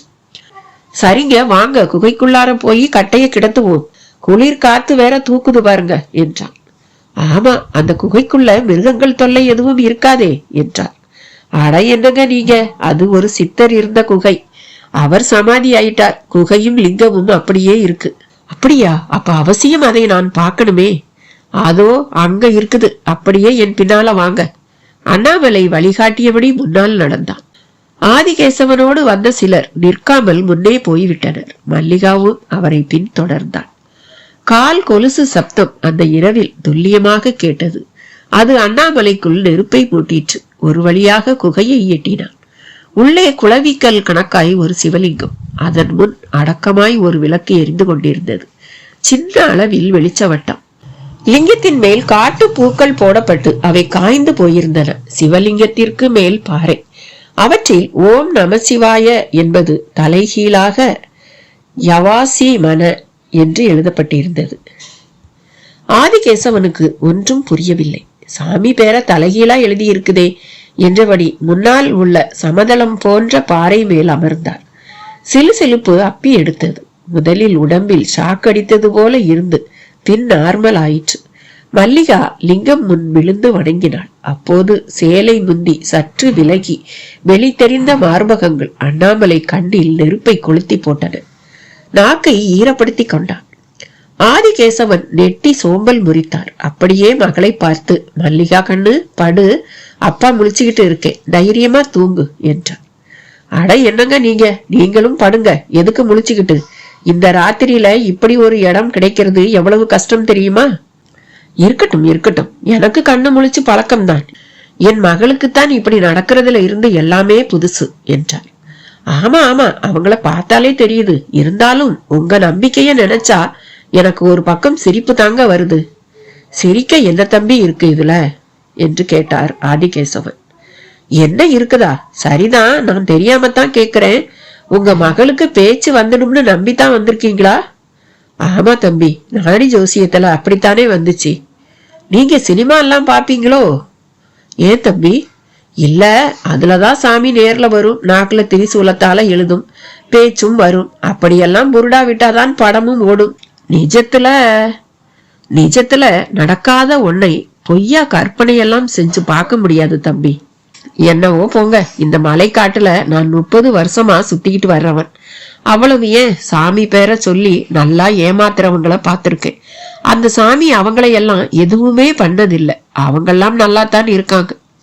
ஆனா தம்பி, நான் அப்படி நினைக்கல தம்பி. என் மக நமசிவாய நமசிவாயன்னு 1 கோடி தடவை எழுதினான். அதோட பலன்தான் ஒரு குறிப்பிட்ட நாடி ஜோசியர் பத்தி தெரிய வந்துச்சு. 48 பிரதோஷம் விடாம போயிட்டு வந்திருக்கா. அதோட பலன்தான் இந்த மலைய நாங்க தொட்டிருக்கோம். அந்த சாமி எங்களை கைவிட மாட்டார். 30 வருஷமா ஒரு அதிசயத்தையும் பார்க்கலேன்னு சொன்ன நீங்க அந்த அதிசயத்தை பாப்பீங்க. ஆதிகேசவன் கொஞ்சம் கூட சந்தேகமின்றி பேசியதுதான் ஆச்சரியம். நடுநடுவே கொட்டாவியும் விட்டார். சரி படுங்க, நானும் அப்படி கட்டைய கிடத்துறேன். அதுக்கு முந்தி மூத்திரம் போறதா இருந்தா போயிட்டு வந்துடுங்க என்றான். அதுவும் சரிதான். அவர் எழுந்து வெளியே சென்றார். அவனும் பின்தொடர்ந்தான். மல்லிகா சற்று நிமிர்ந்து பார்த்துவிட்டு ஒரு கையை மடக்கி அதன் மேல் தலையை வைத்து புடவை தலைப்பால் இழுத்து போர்த்தி கொண்டான். அவளை பார்த்தபடியே சென்ற அண்ணாமலைக்குள் படு வேகமாக சில குரூர முடிவுகள். இருட்டில் ஆதிகேசவன் ஒரு இடத்தில் நின்று கொண்டு சிறுநீர் கழிக்கும் சத்தம் கேட்டது. ஐயா, அப்படியே வாங்க, கால் கழுவிக்க பக்கமா ஒரு சின்ன ஓடை ஓடுது என்றான். அப்படியா என்றபடியே நில ஒளியில் அவன் போன பக்கம் போனான். அவன் ஒரு பாறை மேல் ஏறி நின்று கொண்டு அவரையும் அழைத்தான். என்ன தம்பி, மேல ஏறிக்கிட்டீங்க? இப்படி வாங்க, இங்க இருந்து பார்த்தா கோயில் தெரியும் என்று தூண்டில் போட்டான். அப்படியா? அவரும் தாவி ஏறினார். அவன் அருகிலேயே நின்று கொண்டு எங்க எங்க என்று கேட்டபடி நாலாபுரமும் பார்த்தார். ஆனால் வனாந்தரம்தான் கண்ணில் பட்டது. வேறு எதுவுமே துல்லியமாக உணரும் நிலையில் இல்லை. அண்ணாமலை படு வேகமானான். அவரை பிடித்து ஒரே தள்ளு. அந்த பாறைக்கு அந்த புறமாக எவ்வளவு அடி ஆழம் என்பதே தெரியாதபடி ஒரு பெரிய பள்ளம். விழுந்தால் எலும்பு கூட தேராது என்னும்படி அதில் அவர் ஏய் என்கிற பெரும் சப்தத்துடன் கீழே விழுந்து முடித்தார். சப்தம் உள்ளே மல்லிகா காதிலும் விழுந்து அவளும் எழுந்து கொண்டாள். அவனும் ஒரு குரூர சிரிப்புடன் உள்ளே வந்தான். அவளை பார்த்த விதமே அலாதியாக இருந்தது. அவளுக்கும் புரிந்தது. அவனுக்கு பின்னால் அப்பாவை தேடினாள். இருந்தால் தானே அவர் வருவதற்கு. பா பா பா என்றான். அவன் சிரித்தான். உங்க அப்பா வர முடியாத இடத்துக்கு போயிட்டாரு. நான் தான் அனுப்பி வச்சேன். இந்த மலையே ஒரு சிவலிங்கம். அங்குலம் அங்குலம் சாமி இங்க இருக்குன்னு சொன்னாருல்ல, அந்த சாமி வந்து அவரை காப்பாத்தட்டும். அப்புறம் நீ கூட 1 கோடி தடவை நமச்சிவாயம்னு எழுதினியாமே. இப்ப நான் இங்க உன்னை கெடுக்க போறேன். நீ கோடி தடவை எழுதின சாமி வருதான்னு தான் பாப்போமே. அவன் பேச்சோடு பேச்சாக அவள் மேல் பாய்ந்தான். அவளுக்கு உடம்பெல்லாம் கூசியது. அவனை விலக்க ரொம்பவே போராடினாள். இருட்டில் பெரும் போராட்டமாக இருந்தது. இருந்தும் ஆசைக்கும் ஆவேசத்துக்கும் ஒரு போட்டி நடந்தால் அதில் எப்பொழுதும் ஆவேசம்தான் ஜெயிக்கும். அவளும் அவனை தள்ளி தள்ளி அந்த பாறை கல்லின் மேல் அவன் தலை மோதும்படி செய்துவிட்டு வெளியில் ஓடினாள். எங்கே போகிறோம் என்பதே தெரியாத ஓட்டம். மலை தளங்களில் உள்ள பல சிறப்புகளில் மேலான ஒரு சிறப்பு இங்கே மனம் இலகுவாக ஒடுங்கும். காரணம் மிக ஆச்சரியமான ஒன்று. காட்டுக்குள் மனித கூட்டம் இல்லாததால் அவர்களின் எண்ண அலைகளின் ஓட்டம் மலை வெளிகளில் பெருமளவு இருப்பதில்லை. இதனால் அங்கு உள்ளோர் மனதில் பிற எண்ண அலைகளின் பாதிப்பு இருப்பதில்லை. நகரத்தில் வாழ்கின்றவர்களுக்கு இது முதலில் என்னவென்றே தெரியாது. சில நாட்கள் காடு மலைகளில் வாழ நேரும் போதுதான் அவர்களால் இதை உணர முடியும். இனம் புரியாத ஒரு அமைதி. ஒரு விஷயம் பற்றி நினைக்க தொடங்கினால் அதில் இருந்து விலகாதபடி ஆழமாக அதில் பயணிக்கும் ஒரு தன்மை. இதெல்லாம் மலைத்தளங்களில் சாதாரணமாக கிட்டும். இன்னொரு ஆச்சரியமான விஷயம், மலைத்தளங்களில் நமது நம்பிக்கையான எண்ணங்கள் பெரும் சக்தியோடு செயல்படும். உதாரணமாக, இன்று நான் கட்டாயமாக ஒரு புலியையாவது பார்ப்பேன், ஒரு அபூர்வ மிருகத்தையாவது பார்ப்பேன் என்று 100% நம்பி காட்டில் திரிகையில் அது சாதாரணமாக சாத்தியமாவதை உணரலாம். சுருக்கமாக கூறுவதானால் காடு ஒரு பேராற்றல் மிகுந்த வெளி. நமக்குத்தான் அதை பயன்படுத்த தெரிய வேண்டும். ஊமைச்சாமி குடிசையில் தன் மகள் பவித்ரா பற்றி ஆனந்தன் சொன்னதை கேட்டு ஒரு ஆழ்ந்த பெருமூச்சில் இருந்தார் அந்த சாமி. சாமி, என் மக நிலைய கேட்டீங்க, என்ன சாமி நினைக்கிறீங்க? அவனும் நிதானமாக கேட்டான். என்னத்த நினைக்கிறது? ஒரு பக்கம் திருவள்ளுவர், இன்னொரு பக்கம் அவ்வை கிழவி, அந்த பக்கமா நாலடியார், இந்த பக்கமா நீதிநெறி. எல்லாத்துக்கும் மேலா தப்பு செஞ்சா தண்டனை கிடைக்கும், நல்லது செஞ்சா நல்லதுதான் நடக்கும்னு சொல்ற பல 100 கதைங்க. ராமாயணம், பாரதம்னு அதுக்கெல்லாம் பேருங்க. இப்படி நல்ல வழி காட்ட 1000 விஷயம் இருந்தும் அதெல்லாம் தெரிஞ்சிருந்தும் தப்பு பண்ணுனா அது இப்படித்தான் வியாதியா வந்து நிற்கும். அவர் பதில் சற்று வழக்கமான பதில்தான். சாமி, எனக்கு தெரிஞ்சு நான் பெருசா ஒரு தப்பும் பண்ணதில்லை சாமி என்றான் பதிலுக்கு. தப்பே பண்ணதில்ல, பண்ணவும் மாட்டேன்னு உன்னால சொல்ல முடியல பாரு. சிறு வயசுல தெரியாம பண்ண தப்புங்க இருக்கே சாமி.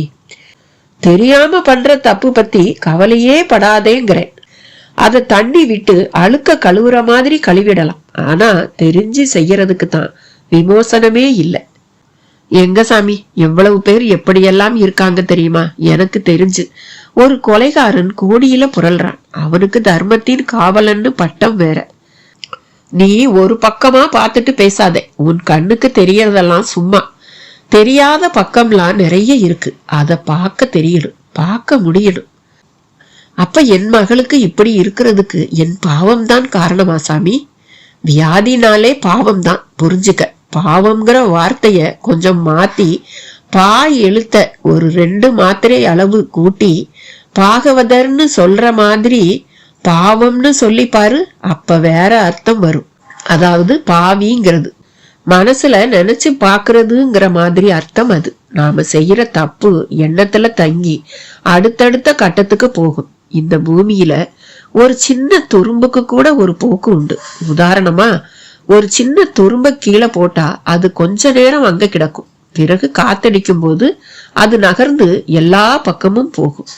அது மேல மனிதனோட இல்ல மிருகங்களோட காலடி பட்டு நொறுங்கும், தூளாகும்.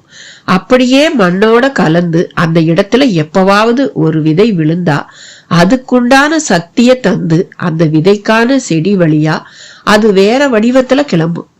ஒரு துரும்புக்கு கூட இப்படி ஒரு வழிமுறை இருக்கும்போது நாம நினைக்கிற நம்ம எண்ணங்களுக்கு எவ்வளவு இருக்கணும்? அப்படின்னா சாமி, நீ நினைக்கிறது தான் உனக்கு திரும்ப வருது. அப்ப நான் இப்படி நடு ராத்திரியில உங்ககிட்ட உபதேசம் கேட்டுக்கிட்டு இருக்க கூட என் எண்ணம் தான் காரணமா சாமி? அதுல என்ன சந்தேகம்? சரி சாமி, தப்பு செஞ்சோம், வியாதியால கஷ்டப்படுறோம்ங்கிறத ஒரு வார்த்தைக்கு ஒத்துக்கிட்டே உங்களை கேக்குறேன். தப்ப திருத்திக்க சந்தர்ப்பம் தரப்படணுமா வேண்டாமா? சந்தர்ப்பம் இல்லைன்னு யார் சொன்னது? தப்பு செய்யும் போது அதுக்கு மட்டும் சந்தர்ப்பத்தை யாராவது கூப்பிட்டா கொடுத்தாங்க? அப்ப அந்த சந்தர்ப்பத்தை பயன்படுத்தி பரிகாரம் தேடிக்கிட்டா எல்லாம் சரியாகணும் தானே என்றான் ஆனந்தன். அது தப்போட தன்மையை பொறுத்தது. ஒருத்தன் சட்டைய சண்டை போட்டு கிழிச்சிட்டேன்னா அதை கேட்டு வாங்கி மிஷின்ல வச்சு தச்சு கொடுத்துடலாம். அவனையே கிழிச்சு கொண்டுட்டா எப்படி உயிரை மீட்க முடியும்? அப்ப அதுக்கு அனுபவிக்கிறது தான் ஒரே வழியா சாமி? அதுல என்ன சந்தேகம்? என் மக விஷயம் இதுல எந்த ரகம் சாமி? எப்ப இந்த மலைக்கு நீ வந்துட்டியோ அப்பவே அது தீருகிற ரகம்தான். ஆனா உயிரையே மீட்டு தர வேண்டிய அந்த மருந்து அவ்வளவு சுலபத்துல உனக்கு கிடைக்காது. துளி கூட சுயநலம் இல்லாம உன் உயிரையே நீ துச்சமா நினைச்சு தர முன்வரும் போதோ அல்லது தந்துட்டாலோ அந்த மருந்தும் உனக்கு கிடைக்கலாம். புரியுது சாமி. தப்புன்னு மனசுக்கு தெரிகிற ஒரு சிறு தப்பையும் இந்த மலையில நான் செய்யக்கூடாது, அதுதானே நீங்க சொல்ல வர்றது? சரியா சொன்ன. இந்த மலையில அந்த சிவம் தனியா ஒரு இடத்துலதான் இருக்குன்னு நினைச்சிடாத. இந்த மலையே சிவம் தான். வீசுற காத்து கூட சிவம். இங்க வா, நான் உனக்கு ஒரு அபூர்வ அனுபவத்தை ஏற்படுத்தி தரேன். அவர் அவனை அருகே அழைத்து அவனது காதருகே 2 கைகளால் மூடி ஒரு பெரிய நிசப்தத்தை அவனுக்கு ஏற்படுத்திய நிலையில் மெல்ல ஒரு பக்கமாக கையை தளர்த்தவும் அது வழியாக உட்புகுந்த சமயத்தில் ஓம் நமசிவாய, ஓம் நமசிவாய, ஓம் நமசிவாய, ஓம் நமசிவாய என்கிற தொடர்ச்சியான உச்சரிப்பு அவன் காதில் ஒலிக்க தொடங்கியது. கிட்டத்தட்ட கிசுகிசுக்கும் குரலில். அவனிடம் பிரமிப்பு. அவரும் நெடுநேரம் கையை வைத்துக் கொண்டிருந்து விட்டு பின் விலக்கினார். சாமி, இது எப்படி சாமி? அவன் பிரமிப்பு கலையாமல் கேட்டான். மலை பூரா சாமிங்க தங்களை மறந்து ஜெபிச்சுக்கிட்டு இருக்காங்க, அதுதான் உன் காதுல கேட்டது. அதனாலதான் சொன்னேன், இந்த மலையில புல் பூண்டுல கூட அந்த சிவம்தான் இருக்குதுன்னு. சாமி, நிஜமா சொல்றேன், இப்ப நான் தான் இந்த உலகத்துல கொடுத்து வச்சவன் மாதிரி தோணுது என்றான். கொடுத்து வச்சவங்களுக்கு தான் சோதனைகளும் அதிகம் இருக்கும். சோதனையில அந்த 2 சுழி கொம்புதான் குத்தும். அதை தாங்கிக்கிட்டா அது கழிஞ்சு சோதனை சாதனை ஆயிடும். என் மகளுக்காக நான் எந்த சோதனையையும் தாங்கிக்குவேன் சாமி. தாங்குனாதான் நீ நல்ல தகப்பன், அப்புறம் நல்ல மனுஷன். நல்ல கர்மம் பண்ணி இருந்தாதான் இந்த மலையையே மிதிக்க முடியும். நீயும் மிதிச்சுட்ட, கிளம்பு. இனி நீ ஆச்சு, உன் கர்மமாச்சு. அவர் பளிங்கர்களுக்கு செய்ததை போல உச்சந்தலையில் ஊதி அவன் நெற்றியில் விபூதியிட்டு அனுப்பி வைத்தார். சாமி, நான் புறப்படுறேன். ஒரு சிறு தப்பு கூட பண்ண மாட்டேன் சாமி. இந்த மலையில மட்டும் இல்ல, எங்கேயும் எது நடந்தாலும் சரி, என் உசுரே போனாலும் சரி, நீங்க சொன்ன மாதிரி அந்த சாமி எனக்கு வழிகாட்டட்டும். ஆனந்தனும் வணங்கிட்டு கிளம்பினான். அது அதிகாலை பிரம்ம முகூர்த்த வேலை. அவனோடு அந்த நாயும் சேர்ந்து கொண்டது. தம்பி, இது சாதாரண நாய் இல்ல. கருப்பன் உன் கூட வருதுன்னா ஏதோ நடக்க போகுதுன்னு அர்த்தம். பார்த்து போ என்று போகிற போக்கில் அவர் சொன்னது அடுத்த கட்ட ஆச்சரியமாக அவனுக்கு அமைந்து விட்டது. அந்த அதலபாதாள பள்ளத்தில் விழுந்திருந்த ஆதிகேசவன் மலை கொடிகளின் ஊடே மெத்தென்ற இலை தலைமேல் விழுந்து கிடந்ததுதான் ஆச்சரியம். அந்த காலை வேளையில் சூரியனின் விழிப்பும் அவனது கதிர் தாக்கமும் அந்த மலை முழுக்க ஒரு புது புத்துயிரையே ஏற்படுத்தி இருந்தது. நகரங்களில் சுத்தமாக அழிந்துவிட்ட தூக்கணாங்குருவி கூட்டமும் சில அபூர்வ பட்சிகளும் அந்த பகுதியில் ஒரு பெரும் மாநாட்டையே தொடங்கி விட்டிருந்தன. மயக்கத்தில் கொடிகளின் பிடியில் கிடந்த ஆதிகேசவன் முகத்திலும் சூரிய கதிர் ஒன்று சுள்ளென்று தாக்கியதில் மயக்கம் நீங்கி கண்கள் திறந்து கொண்டன. ஒரு வினாடி எதுவும் புரியவில்லை. கண்களை கசக்கி கொண்டு கையை அசைத்த போது கொடிகளின் பாகங்களில் விலகல் ஏற்பட்டு உடம்பு திரும்ப கீழே இறங்க ஆரம்பிக்கவும் சுதாரித்து இரு கைகளாலும் பருமனான ஒரு கொடியை பிடித்து கொண்டு கீழே பார்த்தார். அவர் கண்களையே அவரால் நம்ப முடியவில்லை. கீழே ஒரு தடாகம், அதில் ஏராளமாக அல்லி மலர்கள். ஒரு பக்கமாய் ஒரு கஸ்தூரி மான் ஒன்று தன் குட்டியுடன் நீர் அருந்தியபடி இருக்க, அந்த தடாகத்தில் துளிகூட அசைவின்றி சில சித்த புருஷர்களின் உடம்புகள் சவம் போல மிதந்து கொண்டிருந்தன. அது ஒருவித யோக பயிற்சி. ஆதிகேசவனுக்குள் அந்த காட்சி ஒரு பெரும் கிளர்ச்சியையே உண்டு பண்ணியது. அப்படியே கொடியை பிடித்து கொண்டே கீழே இறங்கினார். உடம்பில் சட்டை கிழிந்து வேட்டி ஒரு உயரத்தில் சிக்கி இருந்தது. இடுப்பில் பட்டாப்பட்டி டிராயர் மட்டும் அவிழாமல் மானம் காத்தபடி இருந்தது. கழுத்து சங்கிலி கூட அப்படியே இருந்தது. பொத்தென்று கொடியின் பிடியில் இருந்து தரையில் விழவும் சத்தம் கேட்டது. ஆனால் அதனால் எல்லாம் தடாகத்தில் மிதக்கும் சாமிகள் தங்கள் கண்களை திறக்கவில்லை. தண்ணீர் குடித்த அந்த கஸ்தூரி மான் மட்டும் சத்தம் கேட்டு வேறு பக்கமாக முனுக்கென்று ஓடியது. ஆதிகேசவன் கைகளை கூப்பிக்கொண்டு அந்த தடாகத்தையே ஒரு கோவில் போல கருதி சுற்றி வந்துவிட்டு குளத்து தண்ணீரையும் எடுத்து தலைமேல் தெளித்து கொண்டார்.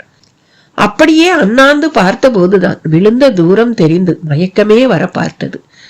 இரவு தான் தள்ளப்பட்டதும் அப்போதுதான் நினைவுக்கு வந்தது. அடுத்த நொடியே மகள் மல்லிகா நினைப்பு வந்து உடம்பு பதற ஆரம்பித்து விட்டது. ஐயோ, பாவி பைய என்ன தள்ளி விட்டுட்டு என் மகளை என்ன பண்ணானோ தெரியலையே என்று வாய்விட்டு முறங்கினார். அங்கிருந்து வேறு இடங்களுக்கு போகவும் வழி தெரியவில்லை. சாமிகளும் கண்களையே திறந்து பார்க்காதபடி ஜலசமாதி நிஷ்டையில் இருந்தனர். அவர்களை கூப்பிட்டு பார் என்று உள்ளுணர்வு சொன்ன போதும் ஒரு வகை அச்சம் வாயை கட்டியது. சற்று தாகமாகவும் இருந்தது. எனவே தடாக நீரை மொண்டு குடித்த போது அது அமிர்தமாக தித்தித்தது. உடம்பிலும் ஒரு புது தெம்பு. தண்ணீரை திரும்ப திரும்ப மொண்டு குடித்தார். அப்படியே மேலெல்லாம் தெளித்து குளித்தது போலவும் பரவசமானார். அந்த நொடியில் ஒரு புலியின் உருமல் சத்தம் கேட்டது. சப்த நாடியும் உடனேயே அடங்கிவிட்டது. சப்தம் வந்த திக்கில் பெரிய புதர், தட்டு தட்டாய் மணி பிளான்ட் போல இலைகள். இலைகளின் அசைவுக்கு நடுவில் ஒரு புலி உடம்பில் கருப்பு வரிகளோடும் வயலற்ற நிற விழிகளோடும் நாக்கை ஈரப்படுத்தி கொண்டு நடந்து வந்த விதமே அவருக்குள் பாதி உயிரை வாங்கிவிட்டது. பக்கமாக ஒளியவும் இடமில்லை. சட்டென்று ஒரே ஒரு உபாயம்தான் தோன்றியது. பொதக்கென்று அந்த தடாகத்துக்குள் விழுந்தவர் அந்த மிதக்கும் சித்தர்களுக்கு பக்கமாக போய் நீந்தியபடியே மிதக்க ஆரம்பித்தார். அந்த புலியோ சர்வ சாதாரணமாக வந்து தடாகத்து தண்ணீரை நன்றாக நக்கி குடித்துவிட்டு எனக்கென்ன என்று திரும்பி போனது. ஆதிகேசவனுக்கு போன உயிர் திரும்ப வந்த மாதிரி இருந்தது. அந்த நிலையிலும் இறந்தபடியே இருக்கிற அந்த சித்தர்களின் உடம்புதான் அவருக்கு அப்போது பெரும் ஆச்சரியம் அளித்தது. அப்படியே லேசாக தண்ணீரில் மூழ்கிய போது ஒரு பரவசம். மூழ்கின நொடி காதுக்குள் நமச்சிவாய நமச்சிவாய என்று யாரோ முணுமுணுப்பது போல ஒரு சத்தம். சுற்றிலும் ஒரு சான் நீளத்துக்கு நிறையவே மீன்கள் வேறு நீந்தி கொண்டிருந்தன. அவைகள்தான் ஒருவேளை தண்ணீருக்குள் முணுமுணுக்கிறதோ என்று கூட ஒரு பிரம்பை தட்டியது. அந்த சத்தம் திரும்பவும் மூழ்கு என்று அவரை தூண்டவே திரும்பவும் மூழ்கினார். இந்த முறையும் அந்த சத்தம் தெளிவாக கேட்டது. அது மட்டுமல்ல, பளிச்சென்று உள்ளே இருப்பதெல்லாமும் தெரிந்தது. மெல்ல உடம்பும் கீழே அமுங்கியதில் அடிப்பாகத்தில் சில சிவலிங்கங்கள் கண்ணில் பட்டன. பாசிபூத பச்சை நிற லிங்கங்கள். ஒவ்வொரு லிங்கமும் அதிகபட்சம் 1 அடி உயரம் 1 அடி அகலம் இருக்கலாம். 3 3ஆய் மொத்தம் 9 லிங்கங்கள். அவைகளின் தரிசனம் கிடைத்த அதே நொடி மூச்சு விட முடியாத அவஸ்தை ஆதிகேசவனை மேலே நோக்கி தள்ளிவிட்டது. மேலே வந்த நொடி வெளிக்காற்றை இழுத்து ஒரு பெருமூச்சு விட்டார். வெளியே வந்த வேகத்துக்கு நீர் அலைகள் உருவாகி தடாகமே குலுங்கி போனது. அதில் மிதந்து கொண்டிருந்த சித்தர்களின் உடம்புகள் அப்படியே கரை ஓரமாக போய் மோதிக்கொண்டு நின்றன. ஆதிகேசவனும் கரையை தொட்டு மேலே ஏறினார். உடம்பில் ஒரு தனி தெம்பு. தன்னை சுற்றி நம்ப முடியாதவைகளே நடப்பதால் அதன் காரணமாக மனதுக்குள் குழப்பம், சந்தேகம் மற்றும் இது கனவோ என்கிற கேள்வி வேறு. சூரியனோ நிமிர்ந்து நேராக குளத்தை துளையிடுவது போல தாக்கி கொண்டிருந்தான். ஆதிகேசவனுக்கு அந்த நொடியில் ஒரு உத்தரவாதமான உள்ளுணர்வு மட்டும் ஏற்பட்டது. நிச்சயம் தனக்கு ஆபத்தாக எதுவும் ஏற்பட்டு விடாது என்பதே அது. ஆனாலும் மல்லிகாவின் நினைப்பு திரும்பவும் தோன்றி, என் பொண்ணு எங்க என்ன பாடுபடுதோ தெரியலையே என்று முணுமுணுக்க வைத்தது. ஒரு மலையின் சிறப்புக்கும் இன்னொரு மலையின் சிறப்புக்கும் இடையே நிறைய வேற்றுமைகள் நிலவும் வாய்ப்பு உண்டு. மலை உயரத்தில் செல்ல செல்ல குளிர்நிலை அதிகரிக்கும். அதற்கு ஏற்பதான் அங்கே தாவரங்கள் வளரும். குளிரை தாக்கு பிடித்து வளரும் தாவரங்கள், குளிர் தாங்காத தாவரங்கள் என்று தாவரங்களில் பல பிரிவு உண்டு. தாவரங்களும் சுவாசித்து உணர்வு நிலைகளோடு கிடப்பவைதான். எனவே அதற்கேற்ற காற்றோட்டமும் அலைவரிசையும் மலைத்தலங்களில் இருக்கும். அவை எப்படிப்பட்டவை என்பதை கண்டறிவதில் சித்த புருஷர்கள் மிகவே வல்லவர்கள். இங்கெல்லாம் சூரிய கதிரொளிக்கும் பங்கு உண்டு. சதுரகிரி மலைத்தளம் பனி உறையும் அளவு உயரமானதும் இல்லை. அதற்காக சுமாரான குளிர் கொண்ட குறைந்த உயரம் கொண்டதும் இல்லை. எனவே இங்கே நிலவும் தட்ப வெப்பம்தான் பலவித யோக நிலைகளுக்கும் உதவுகிறது. அடுத்து இங்கு ஓடும் ஓடைகள். இந்த ஓடை நீரில் நிறையவே மருத்துவ குணங்கள் உண்டு. பொல பொலவென்று விடிந்துவிட்ட நிலையில் விறுவிறுவென்று நடந்து கொண்டிருந்தான் ஆனந்தன். மனதில் நல்ல தெளிவு, கூடவே கொஞ்சம் போல அச்சமும் இருந்தது.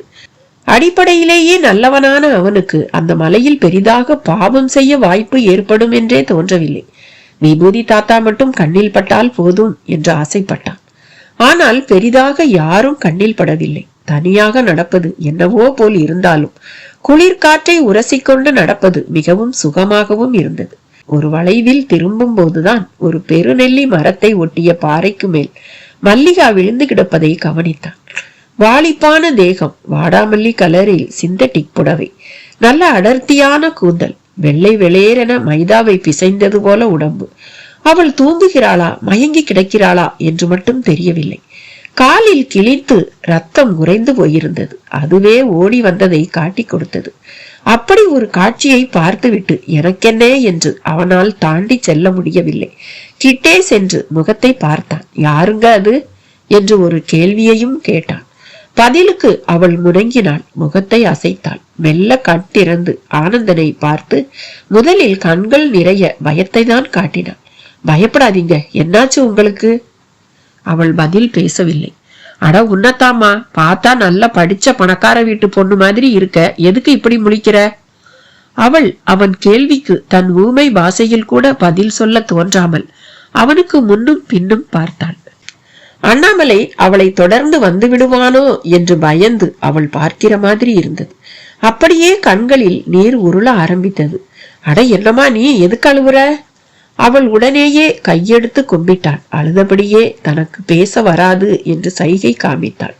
ஓ, உனக்கு பேச்சு வராதா? ஆமா, கூட யாரும் வரலையா என்று கேட்டான் ஆனந்தன். மீசை முறுக்குவது போல முறுக்கி அப்பாவுடன் வந்ததை சொன்னவள் அண்ணாமலை பற்றி சொல்ல முடியாதபடி தவித்தாள். அவனுக்கும் பரிதாபமாக இருந்தது. எழுந்து நின்றவளால் அதிக நேரம் நிற்க முடியவில்லை. நின்ற மாத்திரத்தில் காலில் ரத்தம் பீரிட்டது. காயத்தோடு நடப்பதும் சாத்தியமில்லை என்பது நிதர்சனமாக தெரிந்தது. ஒரு சில வினாடிகளுக்கு ஒன்றுமே தோன்றவில்லை. அவளோ அவன் சட்டை பாக்கெட்டில் தெரிந்த பேனாவை பார்த்துவிட்டு அதை கேட்டாள். அவனும் தந்தான். சில அடி தூரத்தில் புளியோதரை கட்டி எடுத்து வந்து சாப்பிட்டு விட்டு தூக்கி எறிந்திருந்த பொட்டலம் ஒன்று கிடந்தது. அதை எடுத்து அதன் வெளுத்த பாகத்தில் நடந்ததை வேகமாக எழுத தொடங்கினாள். ஆனந்தனும் அவள் எழுத எழுத படித்தான். நானும் அப்பாவும் வந்தோம். ஒருவன் வழியில் தொடர்ந்து வந்தான். போலீஸ்காரன் போல இருந்தான்.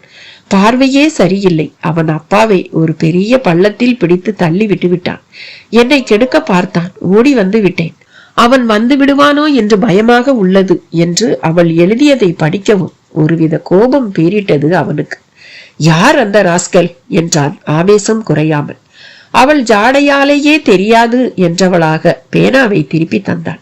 சரிம்மா, தைரியமா இரு, இனியும் இங்கேயே நிக்காம நடப்போம் என்றபோது பா பா என்று அவள் அப்பா ஆதிகேசவன் பற்றி வாயெடுத்தாள். அவரை தள்ளிவிட்ட இடம் எதுன்னு தெரியுமா? அவள் தலை மறுப்பாக ஆடியது. தெரியாம எங்கன்னுமா போய் பாக்குறது? அவளோ போவோம், தேடுவோம், உதவுங்கள் என்கிற மாதிரி கை கூப்பினாள். அவனும் சரி வா, என்னால முடிஞ்ச உதவிய செய்கிறேன் என்றான். ஆனால் அவளால் ஒரு அடி கூட எடுத்து வைக்க முடியவில்லை. கற்கள் அந்த அளவு காலை கிழித்து ரணமாக்கி விட்டிருந்தன. சட்டென்று அவனிடம் ஒரு யோசனை. தன் சட்டையை கலட்டியவன் அதையும் இரண்டாக கிழித்து அவள் காலுக்கு கட்டு போட்டான். அடிபாகம் மெத்தென்று இருக்கும்படி அமைத்து நடக்க சொன்னான். அவளும் நடந்தாள். அவள் கண்களில் நன்றி உணர்ச்சி. அவன் இடுப்பில் பேண்ட் மட்டும் இருந்தது, கால்களில் செருப்பு. ஒரு கட்டத்தில் அதையும் அவளுக்கே போட்டு நடக்க சொல்லவும் அவளுக்கு மிகவே சௌகரியமாகி விட்டது. பார்வை என்னவோ சுற்றி சுற்றி பார்த்தபடியேதான் இருந்தது. நடக்கும்போது தாளமாட்டாமல் பேசினான். இந்த மலைக்கு நான் கிளம்பி வரும்போது இப்படியெல்லாம் நடக்கும்னு கற்பனை கூட பண்ணி பார்க்கல என்றான். உனக்கு ஒரு விதத்துல சோதனைனா எனக்கு இன்னொரு விதத்துல என்ற அவனை அவளும் கனிவாக பார்த்தாள். சிறு தூரத்திலேயே ஒரு ஓடை குறுக்கிட்டது. சின்ன சின்ன பாறை இடுக்கில் புகுந்து ஓடி வரும் அதன் ஓட்டகதியே சங்கீதம் போல இருந்தது. குட்டி குட்டி மீன்கள் கூட தெரிந்தன. அந்த ஓடைக்கரையில் ஆனந்தனுக்கு ஒரு ஆச்சரிய அதிர்வு காத்திருந்தது. அங்கே ஓர் இடத்தில் விபூதி தாத்தா குளித்துக் கொண்டிருந்தார். தாத்தா என்று அவரை பார்க்கவும் கூவி விட்டான். அவரும் திரும்பி பார்த்தார். ஆச்சரியப்பட்டார். ஆனந்தன் அவரை நோக்கி ஓடினான். தாத்தா தாத்தா. யாரு? ஆனந்தன் தம்பியா? நானேதான். என்ன தாத்தா நீங்க? உங்களை நான் எங்கெல்லாம் தேடுறேன் தெரியுமா? என்னையா? அவர் கண்கள் ஆச்சரியத்தில் விரிந்தன. அப்படியே நிற்க முடியாதபடி உட்கார்ந்து விட்ட மல்லிகாவையும் பார்த்தது அவர் கண்கள். பாவம் தாத்தா, அந்த பொண்ணு மலைக்கு சாமி கும்பிட வந்து ரொம்பவே கஷ்டப்பட்டுக்கிட்டு இருக்கு. அப்புறம் தாத்தா, நான் உங்களை தேடிக்கிட்டு தான் இங்கேயும் வந்திருக்கேன். எனக்கு இப்ப ஒரு உண்மை தெரியணும். என்னப்பா உண்மை?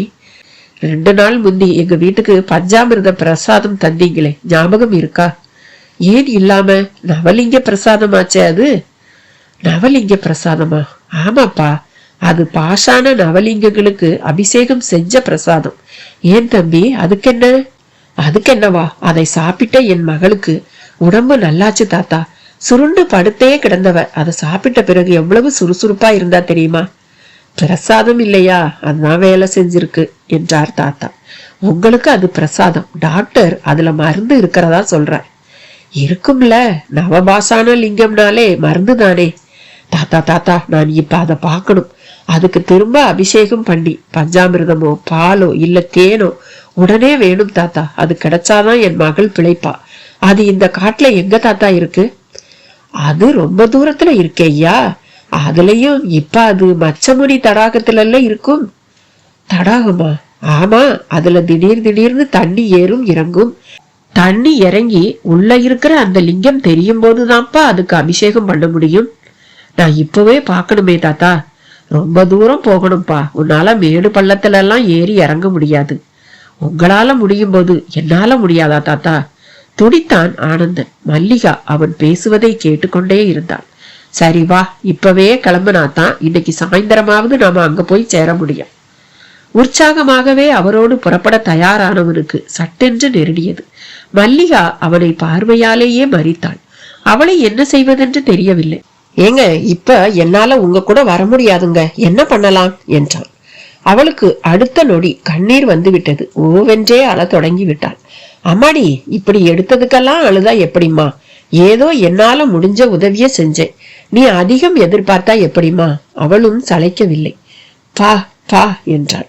பள்ளத்துல விழுந்தவர் உயிரோட இருக்காரோ இல்லையோ, போலீஸ் கேஸ் வேற, வம்பா போயிடுமா. நான் என் மக உயிரை காப்பாற்ற வேண்டிய கட்டாயத்துல வேற இருக்கேன். அவளோ தொடர்ந்து கைகளை கூப்பி அவனை கண்ணீர் மல்க பார்த்தாள். நடக்க முடியாத கால்களை வேறு காட்டினான். விபூதி தாத்தாவும் ஆனந்தம், யாருப்பா இந்த பொண்ணு?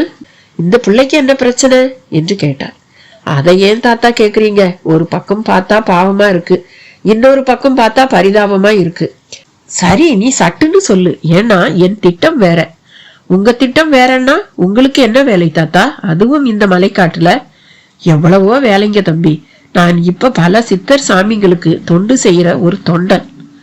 ஒரு சாமிக்கு கால் பிடிச்சு விடுவேன், ஒரு சாமிக்கு சுருட்டு வாங்கிட்டு வந்து தருவேன், ஒரு சாமி சுக்கு கசாயம் கேட்கும், போட்டு தருவேன். இந்த வயசுல உங்களுக்கு எதுக்கு தாத்தா இந்த வேண்டாத வேலையெல்லாம் என்றான் ஆனந்தன். மேலோட்டமா பார்த்தா அப்படித்தான் தெரியும். ஆனா நான் ஒன்னும் காரணம் இல்லாம பண்ணல தம்பி. அது என்ன காரணம்? அதை எதுக்கு உன்கிட்ட சொல்லிக்கிட்டு? விட்டு தள்ளு, நீ சட்டுன்னு ஒரு முடிவுக்கு வா. தாத்தா ஏதோ புதிர் போல பேசினார். ஆனந்தனை தர்ம சங்கடம் பிடித்து ஆட்ட ஆரம்பித்தது. தாத்தா, வேணும்னா இந்த பொண்ணையும் கூட்டிகிட்டு போலாமா? தாராளமா. ஆனா காலுக்கெல்லாம் கட்டு போட்டுக்கிட்டு இந்த பொண்ணு நடக்குமா? அதுகிட்டயே கேப்போம். தா பொண்ணு, உன்னத்தான். வேணும்னா நீயும் எங்க கூட வா, அவ்வளவுதான் என்னால சொல்ல முடியும். வழியில வேற யாராவது வந்தா அவங்கள பிடிச்சுக்கிட்டு நீ என்ன விட்டுடணும் என்ன? அவளும் வேகமாக தலையாட்டி ஆமோதித்தாள். அதன் பின் அங்கிருந்து கிளம்பினார்கள். தாத்தா அவர்களை வேறு ஒரு பாதை வழியாக கூட்டி செல்ல தொடங்கினார். தாத்தா, இந்த மலையே உங்களுக்கு அத்துப்படி மாதிரி தெரியுதே? ஆமா தம்பி, எத்தனை தடவை வந்திருப்பேன் சொல்லு பாப்போம். என்ன, ஒரு 20-30 தடவை வந்திருப்பீங்களா? அவர் சிரித்தவராக, அட என்ன ஆனந்தம் நீ, 10-20 தடவை வர்றதெல்லாம் ஒரு விஷயமா? இன்னும் ஒரு 10-20 தடவை நான் வந்தா கிட்டத்தட்ட இல்ல துல்லியமாவே 100 தடவை வந்தவனா ஆயிடுவேன். அடேங்கப்பா. அடேங்கப்பா தான். இங்க நிறைய சாமிங்க இருக்காங்க. ஜெயில இருந்து தப்பிச்சு வந்த சிலர் கூட சாமியாருங்க போர்வையில திரிஞ்சுக்கிட்டு இருக்காங்க. ஆனந்தனுக்கு நிஜமாலுமே தூக்கி வாரி போட்டது. சரி தாத்தா, வழியில ஏதாவது தங்குற வசதி இருந்தா இந்த பொண்ணை அங்க கூட விடலாமே என்றான். தங்குற வசதியும் கிடையாது, ஒன்னும் கிடையாது. வேணும்னா அங்கங்க குகைங்க இருக்குது, அதுக்குள்ள கொஞ்ச நேரம் சுருண்டு படுத்துக்கலாம்.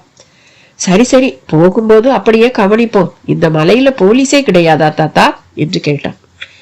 ஏன் இல்லாம, ஆனா அவங்க ஆபீஸ விட்டு பெருசா நகர மாட்டாங்க. சாமியாருங்க விஷயத்திலையும் தலையிட மாட்டாங்க. தாத்தா நடந்து கொண்டே பேசிக்கொண்டே போனார். மல்லிகாவும் தேங்கி தேங்கி நடக்க முடியாதபடி நடந்து அவர்களை பின்தொடர்ந்தார். ஆனந்தனும் திரும்பி திரும்பி பார்த்தபடியே நடந்தான். மேலே சூரியனின் தாக்கமும் நேரம் செல்ல செல்ல கூடிக்கொண்டே போனது. எல்லோரும் போகும் பாதையை விட்டுவிட்டு முற்றாக வேறு திசையில் அவர்கள் பயணம் இருந்தது. அந்த பாதையும் படு பயங்கரமாக இருந்தது. அடர்வான புதர்கள், குடை போல் தலைக்கு மேலே கவிழ்ந்திருக்கும் மரக்கூட்டம், திம் என்று ஆங்காங்கே நிழல். அப்படி ஒரு நிழலான இடத்தில் நடந்து போய் கொண்டிருக்கும் போது உடம்பில் பொட்டு துணி கூட இல்லாதபடி ஒரு சித்தர் திடீரென்று தரையில் மண்ணுக்குள் இருந்து புதைத்த பிணம் மேலே எழுவதை போல எழுந்து நின்றார். இருவருக்குமே பகீர் என்றது. ஆனால் விபூதி தாத்தா கொஞ்சம் கூட பயப்படவில்லை. அவர் காலில் விழுந்து எழுந்துவிட்டு தன் வசம் உள்ள ஒரு துணி பையில் இருந்து சில சுருட்டுகளை எடுத்து வச்சுக்குங்க சாமி என்று கொடுக்கவும் அவர் முகத்தில் ஒரே சிரிப்பு. பதிலுக்கு அந்த சித்தர் குனிந்து தன் காலடி மண்ணை ஒரு கைப்பிடி எடுத்து, இந்தா நீ எப்பவும் கேட்கிற அடிமண் என்று கொடுத்து விட்டு போய்விட்டார். ஆனந்தன் கொஞ்சம் போல மிரண்டுதான் போயிருந்தான். தாத்தா, என்ன தாத்தா இது? உங்களுக்கு எதுக்கு தாத்தா காலடி மண்ணு? அதுக்கு இன்னைக்கு என்ன விலை தெரியுமா? புரவிபாளையம் ஜமீன்தார் இந்த ஒரு கைப்பிடி மண்ணுக்கே பல லட்சம் தருவார் என்றார். அப்படி என்ன இருக்கு இதுல? என்ன இல்லை இதுலன்னு கேளு தம்பி. இது இருந்தா உன்னோட எல்லாவித திருஷ்டியும் ஓடியே போயிடும். காசும் பணமும் உன்கிட்ட கொட்டும். சரிதான், இந்த காட்டுக்குள்ளேயும் இப்படியெல்லாம் சமாச்சாரங்களா? அப்படி சொல்லாத. இவங்க மதிப்பெல்லாம் உனக்கு தெரியாது. இவராச்சும் மண்ணுதான் கொடுத்தாரு, ஒரு சாமியார் தங்கமே கொடுப்பாரு. தங்கமே வா? என்ன தாத்தா, நிஜமாதான் சொல்றீங்களா? வா காட்டுறேன், பார்த்துட்டு சொல்லு. நான் பாக்குறது இருக்கட்டும், அப்படி தங்கம் தர்றவங்கள வச்சுக்கிட்டு நீங்க எதுக்கு தாத்தா கஷ்டப்படணும்? நான் கஷ்டப்படுறதா உன்கிட்ட சொன்னேனா? இல்ல, நல்லா இருக்கலாமே இன்னும்னு சொல்ல வந்தேன் என்றான் ஆனந்தன். நான் ரொம்பவே நல்லாதான் இருக்கேன். எனக்கு சாமியார் தர்ற தங்கத்தை விட அதை அவர் எதை வச்சு எப்படி செய்யறாருங்கிற ரகசியம்தான் பெருசு. நான் அதை தெரிஞ்சுக்கிட்டு ஓடிடுவேன் என்றார். தாத்தா அப்படி சொன்ன போது அது ஆனந்தனுக்கே ஆச்சரியம் அளித்தது. தாத்தா மரணத்தை மிக விரும்பும் ஒரு நபராகத்தான் அவன் வரையில் இருந்தார். ஆனால் இப்போது அவர் பேசுவதையெல்லாம் பார்த்தால் அவருக்குள்ளும் பேராசை ஒளிந்திருப்பது நன்றாகவே தெரிந்தது. தாத்தா திடீரென்று ஒரு இடத்தில் தேங்கி நின்று, அந்த பொண்ணு நம்ம கூட வர்றதுல இப்ப நமக்கும் சில சிக்கல்கள் இருக்கு. நீ என்ன பண்ற? அவளை கொஞ்ச நேரத்துக்கு உன் பொண்டாட்டின்னு சொல்லு என்றார். ஐயோ, என்ன தாத்தா இது? யார்கிட்ட நான் அப்படி சொல்லணும்? எல்லாம் நம்ம சாமியார்கள் கிட்டதான்னு வச்சுக்கோயேன். ஏன் அப்படி? இங்க எல்லா சாமியார்களுமே பிரம்மச்சாரிங்க கிடையாது. சிலருக்கு பொண்டாட்டி செத்துட்டாங்க. அவங்கதான் அப்பப்ப இந்த உடம்ப அடக்க ரொம்பவே கஷ்டப்படுவாங்க. இவன் யாரோ ஒரு பொண்ணுன்னா கொஞ்சம் கூட யோசிக்காம போதை வர்ற புகைய போட்டு அப்படியே அவளை கதற கதற கற்பழிச்சிடுவாங்க. என்னது, கற்பழிப்பாங்களா? அசாதாரணமாக வாயை பிளந்து விட்டான் ஆனந்தனு. ஆமா ஆனந்தா, இங்க எல்லா டைப்லயும் ஆளுங்க இருக்காங்க. அவங்க வரையில சந்தோஷமா இருக்கணும். எதை நினைச்சும் கவலைப்படக்கூடாது. கவலைப்படுறதே கூட ஒரு தண்டனை மாதிரி தான் அவங்களுக்கு. விபூதி தாத்தா சொன்ன அடுத்த தகவலும் ஆனந்தனை ஒரு உலுக்கு உலுக்கி விட்டது. தாத்தாவோ சகஜமாக பேசியபடி நடந்து கொண்டிருந்தார். அவர் பேச்சு காதில் விழுந்ததில் மல்லிகா உறைந்து போயிருந்தாள். அதையெல்லாம் கேட்ட பிறகும் அவரை தொடர்வது என்பது அவளுக்கு ஆபத்தான ஒரு விஷயமாகத்தான் பட்டது. அது தயங்கி தயங்கி அவள் நடப்பதில் துல்லியமாக புலப்பட்டது. மனதிலே இப்படி புயல் வீசும்போது வெளியேயும் வானில் ஒரு பெரும் மாற்றம். திமு திமுவென்று மலை மேகங்கள் திரண்டு வந்து காற்றும் பலமாக வீச ஆரம்பித்தது. தாத்தா, மழை வரும் போல தெரியுதே. அது வரும் போகும். அதுக்கெல்லாம் இந்த மலையில துளி கூட சுணங்க கூடாது. இல்ல, எனக்கு ஒண்ணும் இல்ல. இந்த பொண்ணை நினைச்சாதான். நானும் கவனிச்சுக்கிட்டு தான் இருக்கேன். அந்த பொண்ணுக்காக நீ ரொம்பவே கவலைப்படுற. தாத்தா கொஞ்சம் மெல்லிய குரலில் சொன்னதில் கேலி பரவி இருந்தது. அப்படி இல்ல தாத்தா, ஊமை பொண்ணு பாவமா இருக்குல்ல. நீ வேறப்பா, பாவம் புண்ணியம்னுகிட்டு. இங்க இருக்கிற சில சாமிங்க பாவம் புண்ணியம்னு யாராவது யோசிச்சாலே சிரிப்பாங்க என்றார். ஆச்சரியமான பதிலா இருக்கே தாத்தா. ஆமா, எல்லாம் மனசு நினைக்கிற நினைப்புதாங்கிறது அவங்க சித்தாந்தம் என்றார். அது எப்படி? அது எப்படின்னா, ஒரு ஊருக்கு சுத்தி பார்க்க போயிட்டு வர்ற மாதிரிதான் நாம இந்த உலகுக்கு வந்திருக்கோம். வந்தது கூட ஆத்மா மட்டும்தான். உடம்ப இங்கேயே போட்டுட்டு போயிட்டே இருக்கணும். அதாவது இருக்கிற வரைதான் எல்லாம். அதுவும் ஆளுக்கு ஆள் 50 வயசு 60 வயசுன்னு மாறுபடுது. இதுல இளமைங்கிறதோ ஒரு 10-15 வருஷம்தான். நீ இப்ப விரும்பினாலும் சின்ன பிள்ளையாட்டும் எகிரி குதிச்சு ஓட முடியுமா? மரத்துல ஏறி தொங்க முடியுமா? எதுவுமே போனா வராது. தாத்தாவின் பீடிகை பலமாக இருந்தது. அதனால இருக்கும் போதும் கிடைக்கும் போதும் எல்லாத்தையும் அனுபவிச்சுக்கணுங்கிறது தான் இங்க சில சாமிங்களோட சித்தாந்தம். சாமிங்களா இப்படி எல்லாம் சொல்றாங்க என்றான் ஆனந்தன். சாமிங்க தான் சொல்லுவாங்க. அவங்க சொல்றதுல என்ன தப்பு இருக்குதுன்னு தான் நீயும் சொல்ல. எனக்கு என்னமோ எல்லாமே தப்பா படுது தாத்தா. தப்பா படுதுன்னு பொதுவா சொன்னா ஆச்சா? காரண காரியத்தோட சொல்லு என்றார் தாத்தா. நடைக்கு நடை, பேச்சுக்கு பேச்சு. நான் இப்ப இப்படியெல்லாம் பேச வரல தாத்தா. எனக்கு தேவை மருந்து. அது சரி, இங்க மருந்து ஒன்னும் சும்மா கிடைக்காது ஆனந்தம்.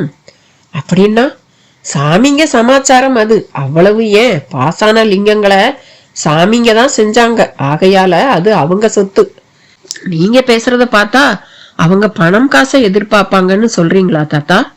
உடனேயே விபூதி தாத்தா சிரிக்க ஆரம்பித்து விட்டார். மலைகளில் சில ஆபத்தான விஷயங்களும் உண்டு.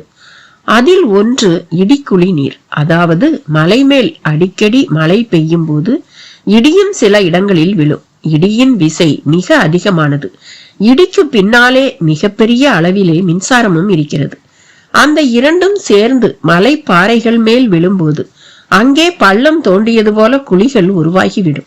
பள்ள குழிகளில் மழை நீர் தேங்கி, அப்படி தேங்கிய மழை நீரில் மின்னல் பாயும் போது அதன் சக்தியால் அந்த நீர் எண்ணெய் குழம்பு போல ஆகிவிடும்.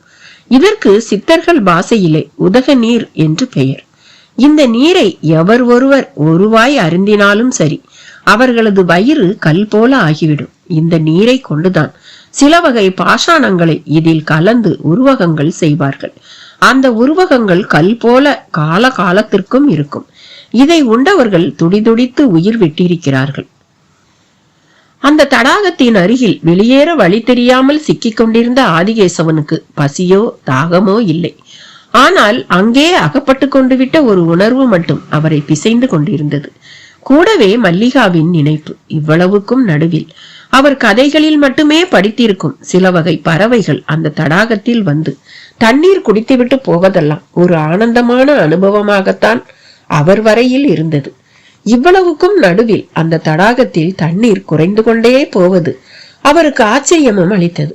அவ்வளவு தண்ணீரும் ஏதோ மோட்டார் போட்டு வெளியேற்றப்படுவதை போல குறைகிறது. ஆனால் எங்கே போகிறது என்று மட்டும் தெரியவில்லை. ஒரு கட்டத்தில் மிதந்து கொண்டிருந்த அந்த சித்தர்கள் மேல் சூரிய ஒளி செங்குத்தாக படவும் அவர்கள் மெல்ல கண் விழித்தனர். அப்படியே மிக மென்மையாக கண்களை கசக்கி கொண்டு எழுந்தும் நின்றனர். அப்போது அவர்கள் இடுப்புக்குத்தான் தண்ணீர் இருந்தது. அவர்களை பார்த்து ஆதிகேசவனும் சாமி நமஸ்காரம் சாமி என்று கைகளை கூப்பினார். அவர்கள் முகத்தில் புருவ வளைசலில் நீ எப்படி இங்கே வந்தாய் என்பது போல ஒரு ஆச்சரிய ஓட்டம். சாமி காலையில இருந்து தவிச்சுக்கிட்டு இருக்கேன், எப்படி வெளியே போறதுன்னே தெரியல.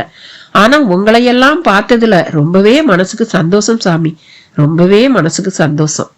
ஆதிகேசவன் தான் பேசினார். ஆனால் அவர்கள் எதுவும் பேசவில்லை. பக்கத்தில் தோளளவுக்கு வளர்ந்திருக்கும் பெயர் என்னவென்றே தெரியாத ஒரு தாவர கூட்டத்துக்குள் அவர்களில் இருவர் புகுந்து பார்த்து கொண்டிருக்கும் போதே மறைத்து விட்டனர்.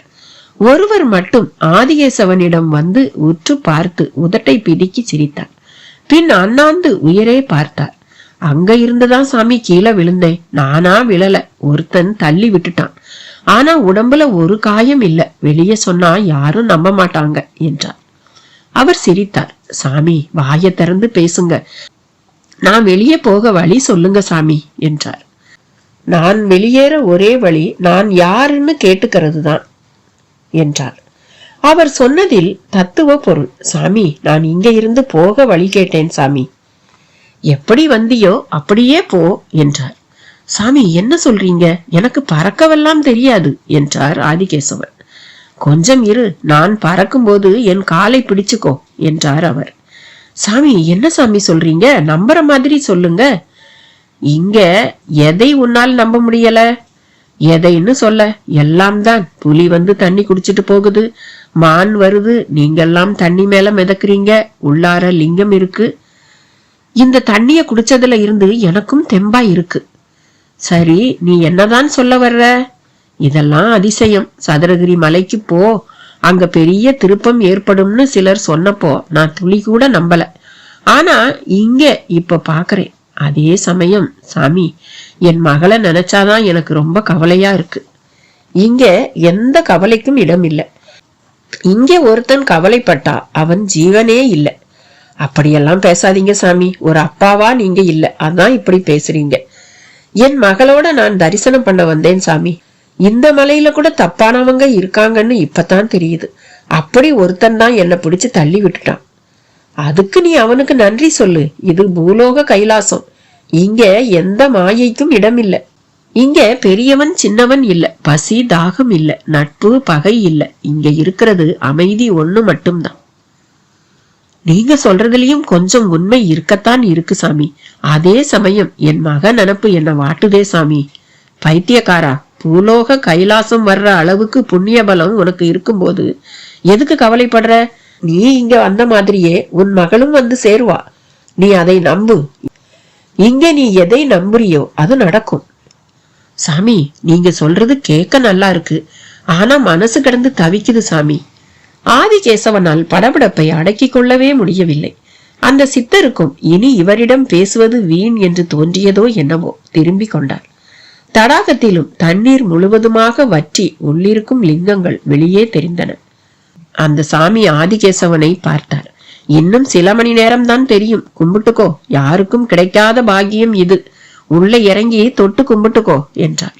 கட்டி புடிச்சு சிவசிவான்னு கதறு, மிச்சம் இருக்கிற கர்ம கணக்கும் நேராயிடும் என்றார். அவர் பேசிக்கொண்டே போனார். சற்று முன் புதர்களுக்குள் புகுந்து மறைந்து போன சித்தர்கள் கையில் ஒரு மண் கலயத்தில் பால் வில்வம் என்கிற அபிஷேக பொருட்களுடன் திரும்பி வந்தபடி இருந்தனர்.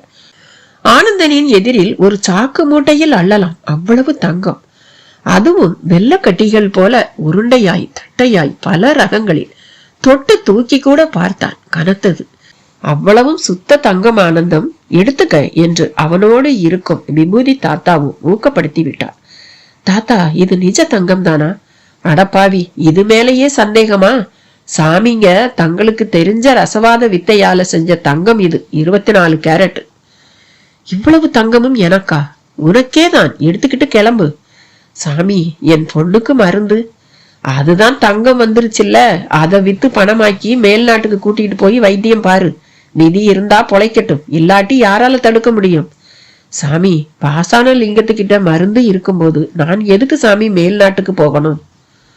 சாமிங்க எப்பவும் ஏதாவது ஒண்ணுதான் தருவாங்க. உனக்கு தங்கம் தந்திருக்காங்க, இது போதாதா? சாமி, அப்படியே கொஞ்சம் மருந்து. அட, உனக்கு சொன்னா புரியாது. சாமிங்க கோபமா பாக்குறத பாரு. விபூதி தாத்தா அந்த தங்கத்தை தந்த சில சித்தர்களை காட்டி கோபப்பட்டார். அவர்களும் முறைத்தனர். மல்லிகாவும் அவ்வளவையும் பார்த்தபடி நின்று கொண்டிருந்தாள். அவள் உடம்பில் மெல்லிய நடுக்கம் வேறு. ஏனென்றால் அவர்களில் ஒரு சித்தர் மல்லிகாவை காம பார்வை பார்த்து கொண்டிருந்தார். அவளால் அதை ஜீரணிக்கவே முடியவில்லை. ஆனந்தனோ என்ன முடிவெடுப்பது என்று தெரியாமல் தத்தளிப்போடு இருந்தான். பின் தங்கத்தை அலட்சியப்படுத்திவிட்டு, சாமி, எனக்கு தங்கம் வேண்டாம், மருந்து கொடுத்தா போதும் என்றான். பைத்தியக்காரா, மருந்து வந்தா உன் மக பிழைக்கலாம், ஆனா தங்கம் வந்தா நீ குபேரனாவே ஆயிடுவ, தெரியுமா? சாமி, எனக்குள்ளார இப்ப என் மவதான் இருக்கா. பாவம் சாமி, அவ உயிருக்கு துடிச்சுக்கிட்டு இருக்கா சாமி. சரி, நான் மருந்து வாங்கி தரேன், நீ இப்பவே கிளம்பு. எங்க? ஊருக்கு. மருந்து நீ போ, நான் வாங்கிக்கிட்டு நாளைக்கு உன் வீட்டுக்கே வந்து தரேன். ஏன் சாமி, இப்ப கிடைக்காதா? கிடைக்காது ஆனந்தா. அதுக்கு கைலாச குகை பக்கம் போகணும். அங்க எல்லாராலையும் போய் வர முடியாது. ஆனா ஆரம்பத்துல முடியுங்கிற மாதிரி பேசுனீங்களே சாமி. இப்ப பேசுறத நீ கேளு, அப்படியே திரும்பி நட. நான் சாமிங்களோட போய் மருந்தோட வரேன் என்றார். அவனும் அதற்கு மேல் அவரிடம் பேச முடியாதவனாகி திரும்பினான். மல்லிகாவையும் அழைத்து கொண்டு திரும்பி பார்த்தவனை தாத்தா தடுத்து, நீ மட்டும் போ என்றார். மல்லிகாவுக்கு ஜிலீர் என்றது. என்ன தாத்தா சொல்றீங்க? சாமிங்க இந்த கன்னிக்கு பூஜை செய்ய விரும்புறாங்க. பூஜையா? ஆமா, கன்னி பூஜை. நீ போ. இந்த பொண்ணுக்கு கன்னி பூஜையா? சாமி, நேராவே சொல்லுங்க, அவங்களுக்கு இவ உடம்பு வேணும், அப்படித்தானே? சரி, அப்படித்தான்னு வச்சுக்கோ. என்னத்த வச்சுக்க? பாவம் சாமி அந்த பொண்ணு. உன் பொண்ணு கூட தான் பாவம். அதுக்காக உன் வேலையை பார்த்துக்கிட்டு போ. ஊர்ல 1000 பொண்ணுங்க, யார் எக்கேடு கேட்டா உனக்கு என்ன? சாமி, நான் வரும்போதே நினைச்சேன், உங்க பேச்சே சரியில்லை, இப்பதான் புரியுது. இதோ பாரு, அனாவசியமா தகராறு பண்ணாத. வேணும்னா இந்த தங்கத்தையும் எடுத்துக்கோ, இடத்த காலி பண்ணு. சாமி, பேசாத. மழை வேற பலமா வர்ற மாதிரி இருக்கு பாரு. விபூதி தாத்தா பிடித்து தள்ளி விட்டார். மல்லிகா வாய் விட்டு அளவே ஆரம்பித்து விட்டாள். இதோ பாரு, நீ மட்டும் சாமிங்க சந்தோஷப்படுற மாதிரி நடந்துகிட்ட, உன்னை சாமிங்க பேசவும் வைப்பாங்க. அவங்களால முடியாததே இல்ல. விபூதி தாத்தா அவளுக்கும் வலை விரித்தாள். ஆனந்தனுக்குள் புயல் வீச ஆரம்பித்தது. அவளோ அவனை பார்த்து கைகளை கூப்பினாள். கண்களில் கெஞ்சல் மின்னியது. ஆனந்தன் சில அடிகள் நடந்திருப்பான். சட்டென்று திரும்பி வந்தவன், சாமி, எனக்கு தங்கம் வேண்டாம், மருந்தும் வேண்டாம், உங்க சங்காத்தமும் வேண்டாம், நான் புறப்படுறேன். அம்மாடி, நீயும் என் கூட வா. இவங்கெல்லாம் சாமியார் ரூபத்துல இருக்கிற ருத்ராட்ச பூனைங்க என்று பலமாகவே கத்தினான். தாத்தா முகம் மிளகாய் கடித்த மாதிரி மாறிவிட்டது. ஆனந்தம், கோபத்துல எவ்வளவோ ஒருத்திக்காக சாமிங்களை பகைச்சுக்காத. அட போங்க தாத்தா, நீங்களும் இவ்வளவு மோசமா இருப்பீங்கன்னு எல்லாம் நான் நினைக்கவே இல்லை. நீங்க ஊருக்கு வாங்க, வச்சுக்கிறேன். ஆனந்தம், நல்லா யோசிச்சு சொல்லு. 1000 கிலோ தங்கம், பல 100 கோடி ரூபாய் மதிப்பு. நீ 10 கல்யாணம் பண்ணி 100 பிள்ளைங்க பெத்துக்கலாம். உன்னை தேடி வருவாங்க. இல்ல தாத்தா, வேண்டாம். இந்த பொண்ணு அழுவுறத பார்க்கும்போது என் பவித்ரா ஞாபகம்தான் எனக்கு வருது. அவளுக்கு இப்படி நடந்தா நான் பாத்துக்கிட்டு சும்மா இருப்பேனா? அப்படின்னா இப்ப என்ன பண்ண போற? சினிமா ஹீரோ மாதிரி சண்டை போட போறியா? நிச்சயமா தாத்தா. யாராச்சும் கிட்ட வந்து பாருங்க, மண்டைய பிளந்துடுவேன். சாமியார்னு சொல்லிக்கிட்டு அநியாயம் பண்ண நினைக்கிற உங்களை எல்லாம் தீய வச்சு கொளுத்தணும். அவன் கோபத்தின் உச்சிக்கே செல்ல மல்லிகா அவனை ஒட்டி கொண்டாள். மான்குட்டி போல நடுங்கினாள். சரி, இனி பேச்சதற்கு என்கிற மாதிரி ஒரு சித்தர் அவளை நோக்கி வரவும் கட்டுப்போட்ட கால்களுடனேயே ஓட ஆரம்பித்தாள். அவரும் துரத்தினார். அவள் ஓடி முடிந்த இடம் ஒரு மலைப்பாறை நுனி. கீழே அதல பாதாளம். அவள் துளி கூட யோசிக்கவில்லை, கீழே குதித்து விட்டாள். அவளை தடுக்க வந்த ஆனந்தனும் கட்டுப்படுத்திக் கொள்ள முடியாமல் அப்படியே அவளை பின்தொடர்வது போல குதித்தான். இருவரும் விழவும் விபூதி தாத்தா ஏதோ சாதித்து விட்டதை போல சித்தர்களை பார்த்து, சாமி, ஆனந்தன் ஜெயிச்சிட்டான். நான் மருந்து கொடுத்ததுக்கு ஒரு அர்த்தம் இருக்குன்னு இப்பவாவது உங்களுக்கு விளங்கி இருக்கும் என்றார். அவர்களும் சிரித்தபடியே, அவன் போய் இப்ப மலைய பத்தி தப்பு தப்பா சொல்வான் தானே என்று கேட்க, நிச்சயமா என்றார் விபூதி தாத்தா. அப்ப அதுதானே எங்களுக்கு எல்லாமும் வேணும். நீயும் இனி ஊர் பக்கம் போகாதே, போனா திரும்பி வராதே. சரி சாமி, இந்த மலை நல்லா இருக்கணும்னா மனுஷங்க இந்த பக்கம் வரவே கூடாது. போதும் அவங்க பக்தியும் பேராசையும். அவர்கள் எந்த அர்த்தத்தில் அப்படி நடந்து கொண்டனர் என்பதும் விபூதி தாத்தாவுக்கு புரிந்தது. தடாகத்தில் திரும்பவும் தண்ணீர் பெருகியிருந்த நிலையில் முதலில் மல்லிகாவும் பின்னாலேயே ஆனந்தனும் அதில் வந்து விழுந்தனர்.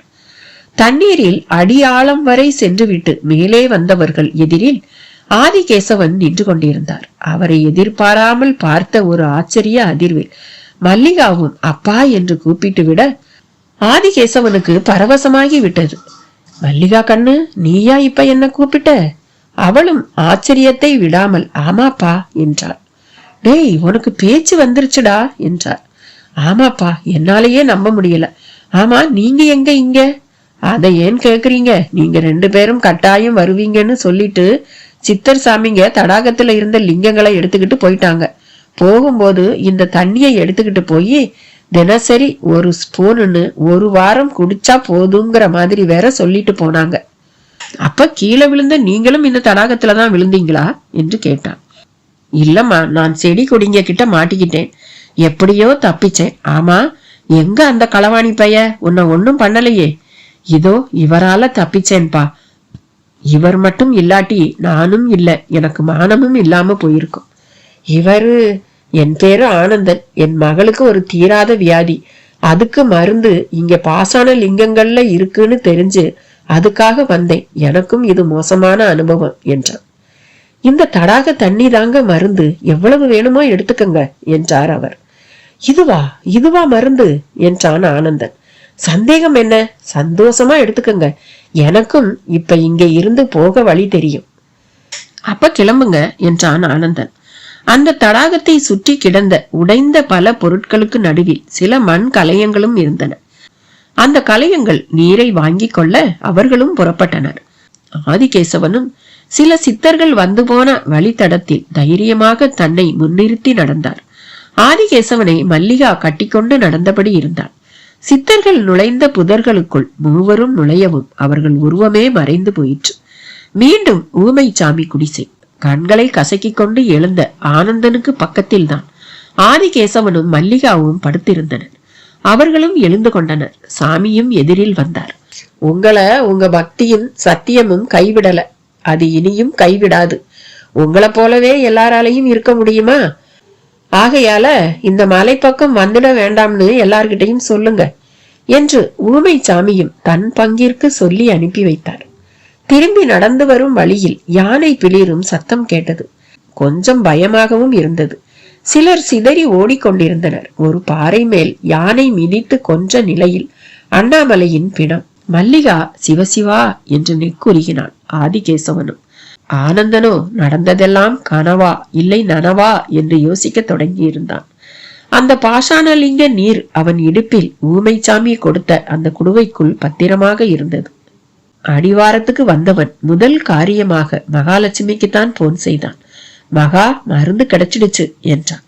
அவளும் சீக்கிரம் வாங்க, சாமி நம்ம கைவிடல என்றான். தொலைவில் மகாலிங்க சன்னதியின் மணியோசை ஆமோதிப்பது போல ஒலித்து அடங்கியது. அடுத்த கதையில உங்களை சந்திக்கிறேன். பாய்.